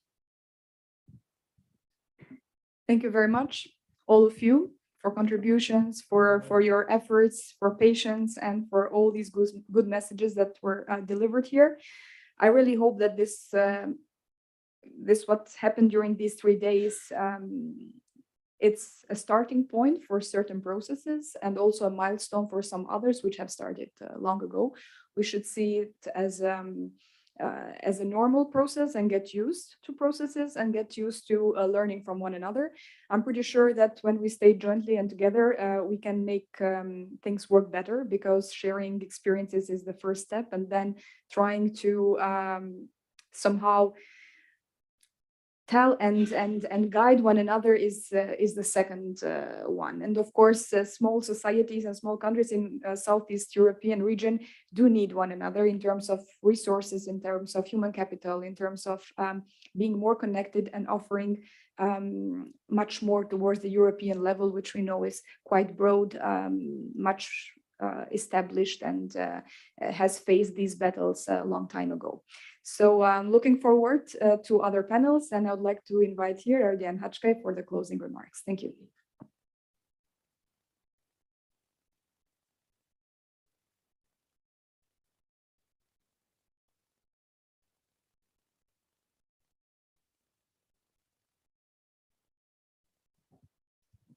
Thank you very much. When we started this, we start to prepare the Tirana Connectivity Forum at the very moment when the previous one finishes. Well, 2 or 3 days after. But we really were looking forward to complete it, and I'm very happy to say that for the moment we have not received very big complaints. Actually, it has gone it has gone smoothly. But start with a big thank you for all of you for taking your time for being with us. Second, talking about youth, I will start with youth. In all the editions that we have done until now, the youth has been one of the components of the Tirana Connectivity Forum. There is always a day focused on youth. Why? Well, because we are a little bit egotistic in the sense that we like to make sure that our future is safe. So we want to invest in youth, and this is why we want to keep young people around us and also to have good energy. I will start, and I will be very short, by saying that Tirana Connectivity Forum 22 was about impact. What did we achieve? With youth, well, we kept it as as a coherent part of the whole connectivity problematics, and we keep it in the agenda, and we bring, I mean, not only during the TCF but also through the work of connecting youth with the Tirana Youth Capital and other partners. We are trying to push it to become part of the policy making mechanisms and structures, and this is for the moment one of the biggest impacts. I was very happy to learn that cooperation with youth will focus in the documents, regional documents of Regione Puglia, for example. It's huge. It's a very tangible impact. Not to mention the excellent relations in the region, but also with the EU. And I will stop here because you'll do it much better than me with the conclusions. What impact did we have during these 3 days? I'll mention some examples with whom it's quite, I'd say, easy to identify. During the first day, we had the railway managers from North Macedonia, Albania, and Montenegro, and we got the promise and the engagement that the Macedonian railways, they will set up a center of excellence for the rail in Skopje. Well, they are interested, at least they will start. And they will work with civil society and with youth organizations. I think it's as good as it gets. We got also during the first day a request from the Deputy Prime Minister of North Macedonia again on a new initiative of gathering all the IPA coordinators in Skopje to coordinate at the regional level about how to manage and to prioritize IPA funding for the region. I think this is beautiful that this initiative comes or arrives and is presented in an event which is organized by an NGO. I think this is great. We had also this request for the energy ministers of the Western Balkan 6 to be present as observers at the meetings of the energy ministers of the European member states. And yesterday we had half confirmation that this may be possible. And don't forget, this is happening in an event which is organized by a civil society organization. It is not bad. About yesterday, we had during the morning and in the afternoon some presentation of the best cases. I mean, we kind of have decided not to complain anymore We have been complaining for 25 years that we are good, we are decent, we are knowledgeable, but nobody listened to us. After 25 years, we have decided to change. We will not complain anymore, we will do things. So, and we will look at the good things. So yesterday we presented some examples, relevant examples, why non-governmental organizations can be successful, how we can improve our life and the life of people around us, and how we can better cooperate with our partners in the EU. And basically, what was the impact? We have started to structure the input or the contribution that the NGO sector in the Balkans will provide for the design and the preparation of the scheme of the Berlin Process 2.0. Well, it's not bad, isn't it? Right? So we are welcomed, and it's also on the rails to structure the contribution to have a bigger say in the common regional market of the RCC. I wouldn't say it's not bad neither. So, I mean, if we take into account only these achievements that we had during these 2 days, but that had a huge amount of preparation before, I say that we have made our little modest impact. And I will stop here because the lunch is waiting outside. With a big thank you again for being with us, for supporting us. I would like to thank the CDI staff. Maybe they will not excuse me in the short term, but I hope that by the next week it'll be in your books, in your good books again. Thank you. Yes. Thank you to our partners, Konrad Adenauer Stiftung, Hans Seidel Stiftung, Heinrich Boll Stiftung. Thank you, Frank, for starting it. You have been there from the beginning. I will not say the name of your organization because you're a private person now. And thank you very much, Tirana Youth Capital, for the support. Thank you very much, RCC, for their support. Thank you for the friends that have come from all over for your time. And enjoy Tirana. Today we arranged to have some sun finally. Thank you, thank you, thank you. And see you next year.